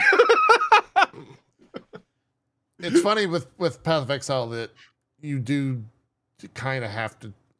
The reason that I think people go through the act so much faster is because they train their brains how to look at an item as they're running by to be like, not important, not important. Oh, okay, I'll click that. Yep, not important, not Yes, important. that's not exactly important. Oh, right. I'll click that. Whereas like most people, they jump in for the first time, they're like, I'm gonna get this. I'm gonna go get. Oh, let me get that. Here's a really good way to think about it. PoE 2 is a constant influx of stimulation all the time. And learning what stimulation is what you should actually pay attention to what is a dopamine to pay huge attention to. part of the game. Like you get stimulated by items dropping, events happening, the size of maps. Like there's so many things pulling you in so many different directions in that game. A huge part of it is just learning what to focus on, when to focus on the item, when to loot, when to just beeline it through a level instead of explore it. You know, some people even know like the inner level. It's like, oh, I'm at this level at this point. I know on the southwest side is going to be the place I need to go. Don't even need to kill an enemy. Phew, just run right to it and they're done with that level. Where I am going to spend 30 minutes clearing that level looking for that one boss I couldn't remember where he was. Yeah. So very different experiences. Blocking out the stuff that's unimportant reminds me of those nature shows where it's like a million birds and they know which call is their daughter or their kid's call or whatever. Right. Yeah. Yeah. Like, oh, that's my kid, that's my mate. I can hear it's like a billion birds tweeting all at the same time. Yeah. That's where not to get too in the weeds with it or to open up a new discussion, but I think that's where Last Epoch really shines because the experience that both of you are describing right now, most guides have you click a link that then puts a loot filter on your Control V, and then you just go into Last Epoch, hit loot filter, and paste that in, and then anything that shows up on your screen is going to be useful. And very little things do as you're playing. Whereas with PoE, it's a little bit more involved. So I should get a filter. Yeah. Filters are big. Filters Never definitely help. a great one. For sure. Now, are they third-party filters or are they in-game filters? Yes. They're third party. There's a guy named Neversink who's been making filters. Strongly recommend him. He is technically third party, but they have more recently made it so you can like literally just click a few things on a website. It syncs your PoE account, uploads your filters. Like we could walk you through it, no problem. It's easy to do now. And once you do it once, it syncs your account. So if you play future leagues, you're good. Yeah. So then you just go to the website, sync and download, and it just updates to your account. Yeah. Filter Blade is the big one. Yeah. Okay. Very seamless. Auto update if you do that. So it's like if the person updates it, it just downloads it automatically and you're good to go, which is also awesome. Yeah. Definitely worth seeking that out. And we can, like Cohh said, we can walk you through that. Cool. Okay. That's PoE. I want to talk about a game. Okay. Talk that about Cohh's been playing and I've been playing, and have you been playing it? I don't. I want to talk about Cronos. Is it Cronos? Oh yeah, no! Yeah, it is. I've watched a lot of Cronos, but I've not played. Yeah. So, Yeah, I'm talk so about it. excited to finish this game. Are you? Did you finish This it, game Zeke? is. Yeah. Have you guys finished? I'm 16 hours in of a Zeke playthrough, so like I'm probably. It feels like I'm probably like 3/4. I'm Just based 12 on hours in. Wow. Yeah. just based on like the suit, like or the unfilled in like parts of your suit, like that you get from like different chapters. Are you You know, you start off with past- two bars, and then the next chapter you get the third bar, and then the next chapter you get the fourth bar. I think I'm 1 bar away from filling it up. Are you past the hospital? Just Me too. Okay. Interesting. Okay. That I like literally ended the stream right there. Like finishing. That's cool. That's very cool. Yeah. Nice. Anyway, what do you think? Dude, it's fucking fantastic. It's exactly what I was like. I heard the story is like it's like Dead Space. It's like Dead Space Bones with like a little bit of Resident Evil like flesh on it and stuff like that. And it's there's a lot of Dead Space DNA in this, and I'm absolutely 100% fine with that. I love Dead Space, and this game just, if you like that, you'll like this. It's just really, really cool. The one thing, the thing that I really enjoy more than I did with Dead Space is the way the story is it's fucking all over the place. It's a lot of threads and a There's lot of different like, what is happening? Yeah. Who am I? What's going on? There is an absolutely awesome movie that we confirmed today influenced this game. And I don't want to say the name because if you've seen the movie, then it's a thing. But once you know, it's just, huh? Okay. Oh, are we gonna? We don't need to say it. But yeah, so but it's because of that, this is like a Dead Space iteration plus a very, at this point, refined Bloober team who is doing some incredibly cool stuff these days, plus the movie.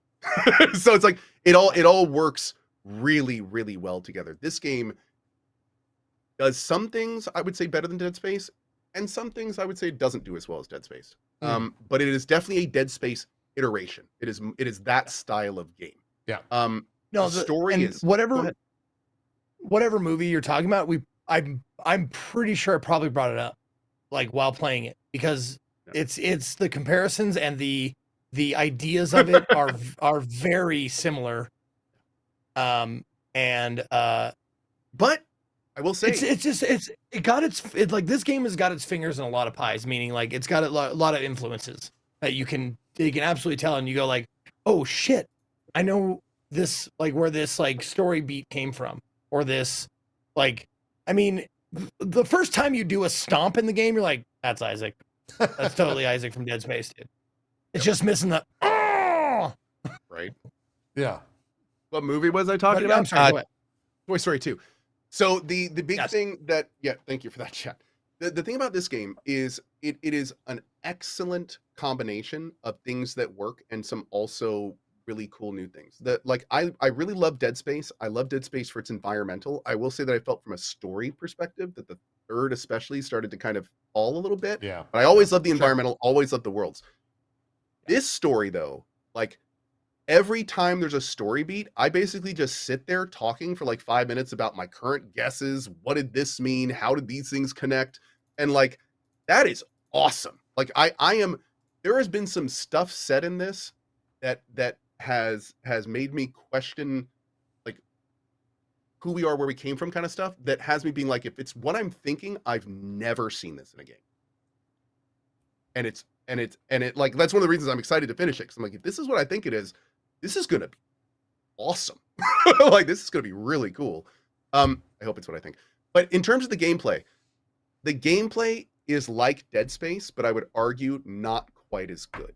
I did find the limb separation mechanic far more engaging in Dead Space. I don't really like that the enemies in this game don't have super obvious weak points. It should have been like the legs and heads and stuff, but it's not the same and it's not as fulfilling. Also, variety is not quite as much as Dead Space, and frankly, I found the level design, although beautiful and super immersive, not quite as creative. I felt like Dead Space had this really cool, with the Ishimura, like almost Dark Souls style vertical big thing. This one's a little bit more linear, but they do a great job displaying it, and they do a great job presenting it, both via the lighting, the graphics, the sound. I have been playing this game in headphones, and it is a The sound design is glorious experience. Like really everything good. is 3D modeled. Like even doing an audio log and turning away, like will move it to the right side. Like it Yep. is incredibly well done. Lots of scary, a good balance between weird and as you get further into the game, like more jump scary horror stuff. But it has not yet done jump scares enough to the point where I felt tired, which is impressive. It's walking a pretty good middle ground for me personally, where like I'm not like dreading them, but they're they're certainly working. When they pop up, they work more than a few times. But yeah, man, this is it's a lot, like you said, it's like the jump scary stuff. It's not as prevalent. It's not as like there are some like moments. I don't there's some want to gotchas. There's some into story, gotchas. but there's definitely like some like but not nearly as many because it's just because you're always on edge because it's just like they could come at you at any time. Yep. Like there are places like you turn around the corner, like this game is very discouraging of rushing because Hugely. you'll Oh yeah. you'll rush into an area and you'll be ambushed and swarmed, Overwhelmed. and shit like that, and that Completely. happens. Yep. Yes, absolutely. And it's the one thing the usually I don't like games where you move slow, you can't like dodge and stuff like that, but that just in this game it feels right because you're in this big powerful heavy suit and it feels like you are trucking You're around like a that weight. space marine. You do. Yep. Yeah. And it moves pretty slowly, but you don't want to move faster because of that ambush, like, or the unknown enemies around every corner kind of thing. So you're always just like going around a corner, like checking your doors and corners, like Dude. like SWAT team, just making sure that everything is cool around here. Do I hear anything? Because the sounds will give them away sometimes too. You'll hear them like doing the like the body horror like mushy sound that they make and shit like that. And once you like, okay, I don't hear anything. I think we're good. That doesn't mean we're good. So we're gonna walk. And the run isn't that fast. The sprint is not super fast. I'm sprinting right now. You can see how fast it is. It's not fast. But you don't want to sprint because I'm just like, okay, just making sure. Because like, this is a survival horror game at its heart. Bullets, every bullet, every shell is gold. And when you waste one of them, when you miss one shot, you're just like, God damn it. Because you find 3 bullets and you're like, it's a bonanza. It's a goddamn smorgasbord of wonderfulness because I found 3 bullets, Everything counts, every bullet counts, every like chemical, like, because there's a minor crafting system in it. They only have 2 crafting like items. They have chemicals and scrap metal, and you can craft like your bullets, you can craft healing items, you can craft that shit with those. So like everything you pick up has value. And not only that, but all the lore has value too. Like there's not a lot of lore that doesn't pertain. That's not like, oh, Jimmy and I went to the store today. Maybe it'll be a good day. It's not a lot of the fluff shit. It's all like either directly or tangentially related to what is going on. Yep. I have, like I said, I've not played it. I've watched it. The story from someone not playing it has actually hooked me to where I finished watching the playthrough. Oh, sure. Yeah. Because I wanted to see like story-wise how it wrapped up. Yeah. So even right. as someone who's not playing it, I was like, no, this is actually well done. It is. This game is the only reason that I'm kind of like bummed I'm going on vacation because I gotta wait till I come back to finish it. Yeah. What were we gonna say, Cohh? One thing that I've really enjoyed about this game is even though the combat offensively is not nearly as engaging as Dead Space, in my opinion, the defensive gameplay is actually way more iterated. And what I mean by that is this game is designed to where 9 times out of 10, if you are paying attention and an enemy starts to attack in front of you and you immediately hold shift and look and start moving away from them, you will evade their attack almost every time. And what's also awesome about this is they've strongly iterated the camera to where if you do any actions that are like diametrically opposite to wherever you're looking, the camera doesn't rotate, only your character does. So if you're looking at an enemy and they start to do a swing and you immediately hold S and sprint to start moving, then instead of the camera doing all sorts of weird shit like another game, your character just turns around and starts sprinting and you get to watch the enemy whiff. And that is a totally, like, it's clear that the enemy attacks and the player movement was designed for that. So there's not a dodge, but you can very easily like move around, and once you like start watching the enemy attacks, you can tell they're slow enough so you can do that. The way I It's would nice. describe it is it doesn't feel unfair. Like Yes. the enemies aren't And- outpacing you. There's just a lot of them, and you'll be in an enclosed area sometimes fighting enemies, but you can actually, if you take your time your shots, because there's one of the first mechanics is a charge mechanic on your bullets. So you charge up your shot, take your shot, or one or two of them. Don't get greedy, and then start trucking around and getting away from them. They move as slow as you do, so it doesn't feel unfair. There is a couple of fights that is just like, all right, you just got to DPS and fucking like, you just got to shoot and run, shoot and run, shoot and run. You'll live, you'll take damage. There's no way around taking damage from some of the fights, but you can live if you play it smart. So, and that feels pretty rewarding, where like a lot of times in Dead Space, you don't move as fast as those guys. So you got to like, they give you a gun that shoots faster. This one, you're like, so you got to do that. And then you're like, all right, see ya. I'll be right back. And then yeah. But no, I mean, Zeke nailed it. It's very clear that the game is just designed with all of that stuff in mind. So they kind of from the ground up made it. So like the big word that I keep coming back to is I remember in Dead Space, especially in close quarters, it felt clunky. You felt like you had to get back and like, oh, you're kind of waving around frantically. Panicky. Yeah. Exactly. You get panicky, and then you're not quite able to get them to turn the right way, or the camera's in the wrong place. Like it whenever close quarters happened, it was clunky. This game has iterated that. This game, it is not clunky when you're right next to an enemy, and it's a big part of the game. So it's one of the better things I would say that they did. The word I would use is the game is deliberate. Like everything in it is deliberate. It's like once you get the hang of it, you're like, okay, I can still die in any given encounter. And you do sometimes, but like it gives you the tools and it teaches you like this is how you overcome these enemies. Also, I wanted to mention I would be remiss in if I didn't mention kitties, because there's kitty cats in the game. Oh, I thought you were. I thought you said something else. I thought you were talking about the poster. Yes, kitties. Oh, the titty poster. Yeah, no, not that. No, kitty cats. Why are they there? What do they do? It's like they're mysteriously there. Like there's barely any other living things besides these body horror like Cronenberg things, and then there's cats every once in a while. And I've met like 6 or 7 of them. Did you get the cat where she picks him up and it nuzzles her and she goes, "Who is the most handsome subject?" Yes. You are. Yes, just like, oh my god, that's perfect. The main character has this very, very like robotic and stilted way of talking. Like all like the travelers, all the have travelers stilted do. way of talking, which they we have this know pausing like where you are. We like kinda know why robotic now. Christopher Walken way of talking.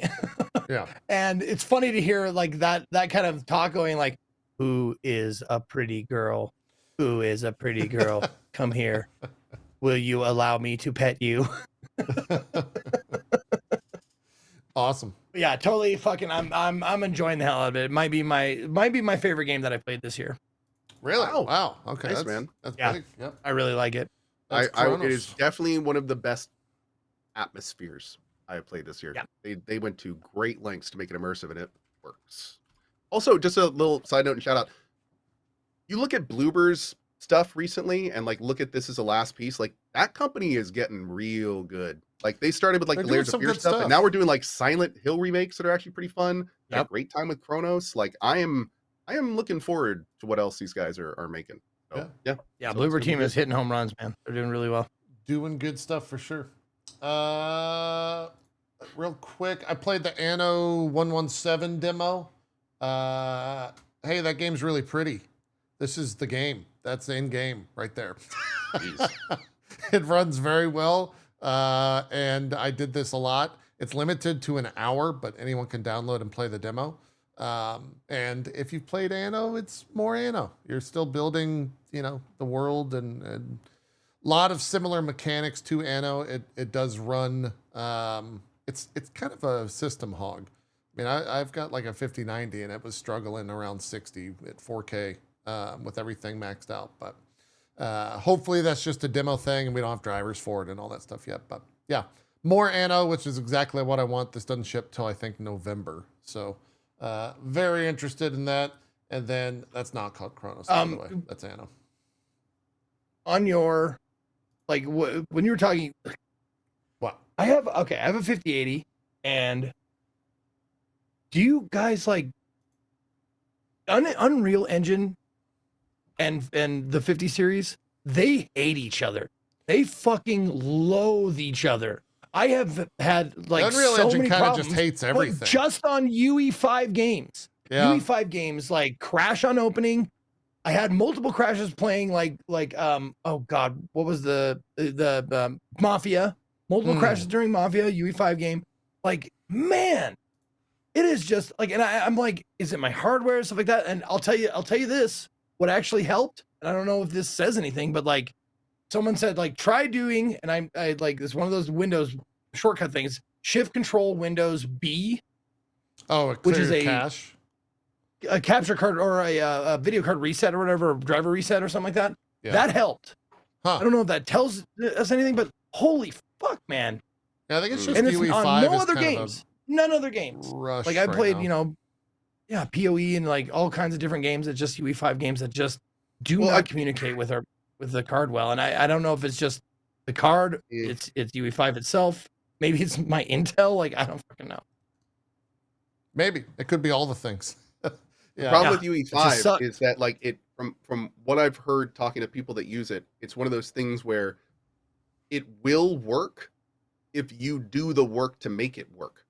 But it's like a lot of the devs making stuff for UE5 these days not only don't really know exactly what that is, but it's like not fully known. But like some stuff works fine, okay, in Unreal. But those are also the devs that are like, yeah, we had to work so hard to get this to do what we needed to do. So it's like it's a weird situation. It definitely seems Well, that's the like thing. Like Epic needs to make it when I easier to utilize. when I started up Cronos, immediate like crash. Like I'm guessing when it was compiling shaders or something like that, immediate crash. Since I like restarted my PC and started playing it and went into the game, nothing since. When you say crash, But is the immediately, game like- crashing or is your PC rebooting? Black screen, can't alt tab, can't alt F4, can't control alt delete. What Nothing. video card do you have? A 5080. Is it Founders Edition, like stock edition? I think so, Okay. but I'm not sure. Because I actually had to undervolt my 5090 this past week because Yeah. it was crashing in PoE. Funny enough. Okay. Yeah. But that's like a fairly extreme solution, I would say, for what might not even be your problem. But yeah. No, and that's the weird thing is like people have talked about maybe it's your Intel, like CPU, maybe it's your video card, but this I swear to God it only happens on UE5 games. Yeah. It's definitely a thing. I think of our time that we're dealing a lot with.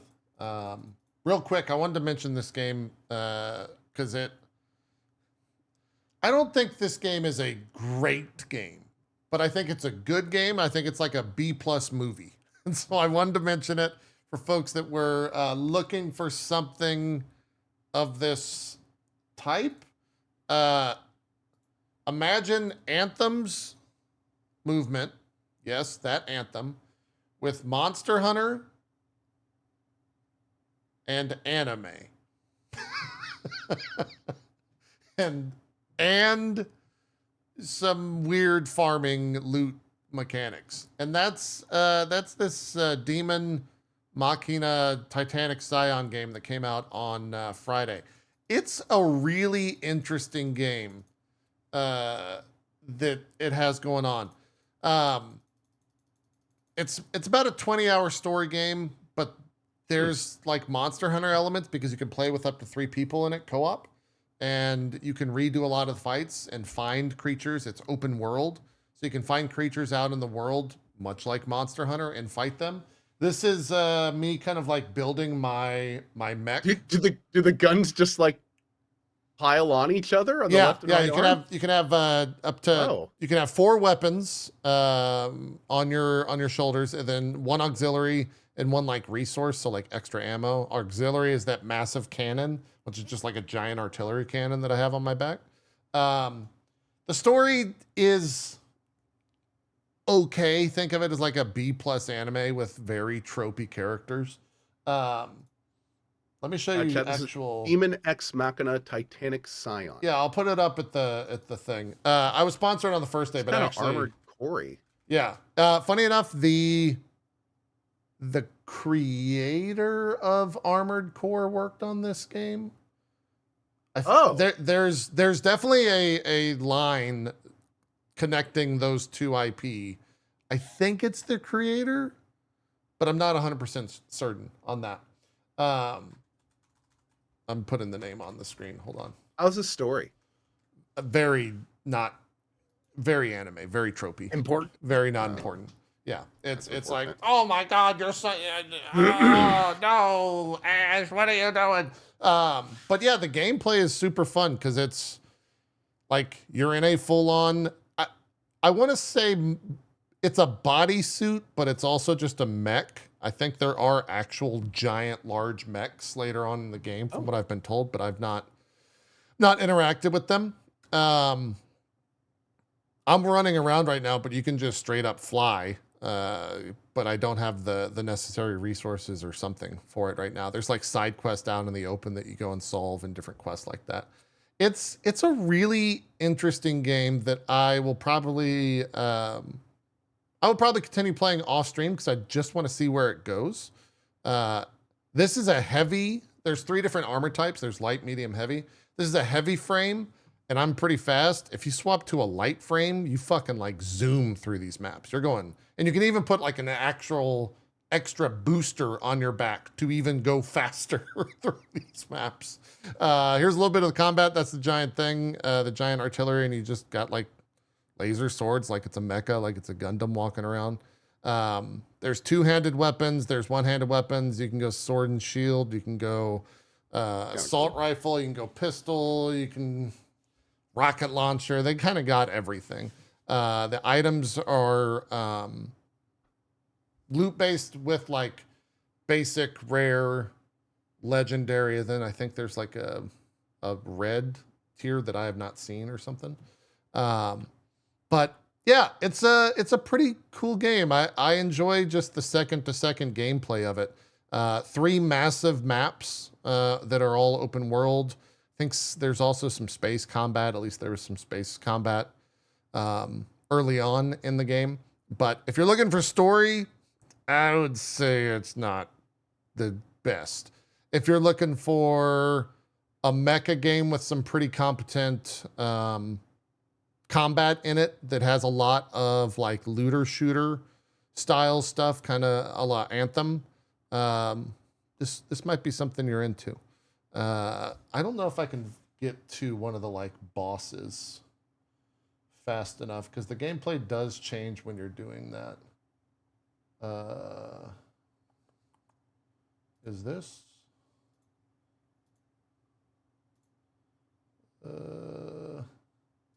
That's just a normal guy. Oh yeah, here you go. So it turns into kind of Monster Hunter with this giant guy, which is like an arena fight. You have to knock out different armor pieces and that style of combat. And then he drops rarer loot that you can then go back and farm and fight him over and over. Yes, it is a $70 game. That is a pretty big price for a lot of people. Yeah. And I think one of the biggest hurdles for it is that it's $70. You could buy 3.5 copies of Silksong with that. You could indeed. You could indeed. Which is the new way to price games, by the way. Did you know that? Oh, really? How many Silksongs is that?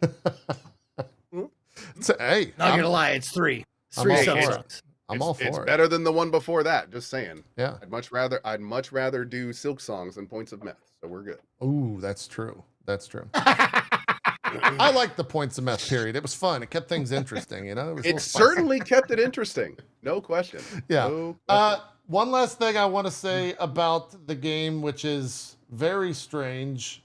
See how my eyes are? Now pay attention to the eyes. Nothing else. Oh, sorry. You see how the eyes are glowy right there? If I, She has if I eyes? go a little bit later, I don't know if it will show it. Bro, what's wrong with You wrong with see, her chest? you see how I have shoulder pads all of a sudden now, and how I have this like weird. So in the game, as you kill the like monsters, not the like mecha, but the monsters, you can take their genes, and then you take their genes and put their genes in your body, and that's how the skill system works in the game. But when you do that, every time you add genes to your body, it impacts your character visually.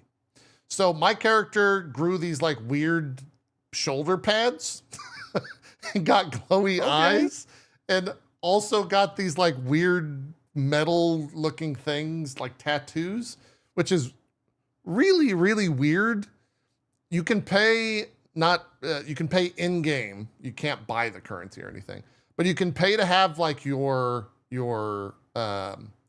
genes normalized, but then you lose all of the upgrades. So it's a really strange system that I wasn't like super into at first, but the more character that, or the more ridiculous my character got as I just continue to add skills into it, I was kind of into it because my character looks like a fucking mess right now. It's like Binding of Isaac. Like the more things you pick up, the more your character model changes. Yeah. Like the more upgrades you get, the more like weird you look. Yeah, and you can go in. It's funny because it's like, oh, by the way, you can color all these like weird things going on with your body if you'd like, so you can make them whatever color you want. Sure. Why not? Nice. So, I actually got as much as I'd love to keep talking about this. Yeah, it's good. Anyways, we'll cut it short. We'll end the show there. We'll cut it short. It's 4:00. Well, still, I'll cut my portion, my thing. We'll cut it short at the exact. Anyway, how are you guys doing? Thank you so much to Zeke and JP, and a huge thank you to Dodger. It is so cool seeing her get into vtubing. It's been awesome as always. My name is Cohh. You will see me playing Cronos, Hell Is Us, Path of Exile, and Borderlands 4 this week. Maybe some other stuff too. Oh man, we're here. Jeez. Anyway, thank you, JP and Zeke. Hope you guys have a great rest of your day. Thank you for watching, and see you next week. No, I'm out of town next week. Probably week after that. Oh, you're out next weekend? Yeah, on the beach. Oh, okay. Right in the middle of everything. There you go. Fantastic. Zeke, do some shout outs. Will do. All right. What's up, everybody? Thank you guys for watching. Thank you to Dodger for joining us. She's just a delight. Isn't she a delight? She's a treat. We love Dodger. She's great.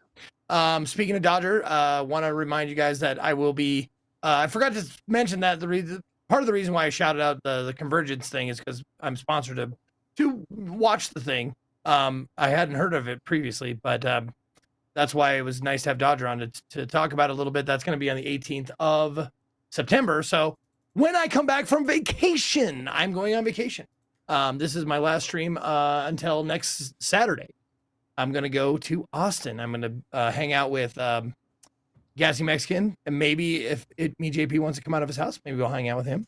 Maybe. And Beth Freeman and me and my lady are going to go down there and just hang out in Austin and probably chill in a river for a while. So, yeah, I'm going to go be on vacation, and I'll be back on Saturday for the next Indie Saturday.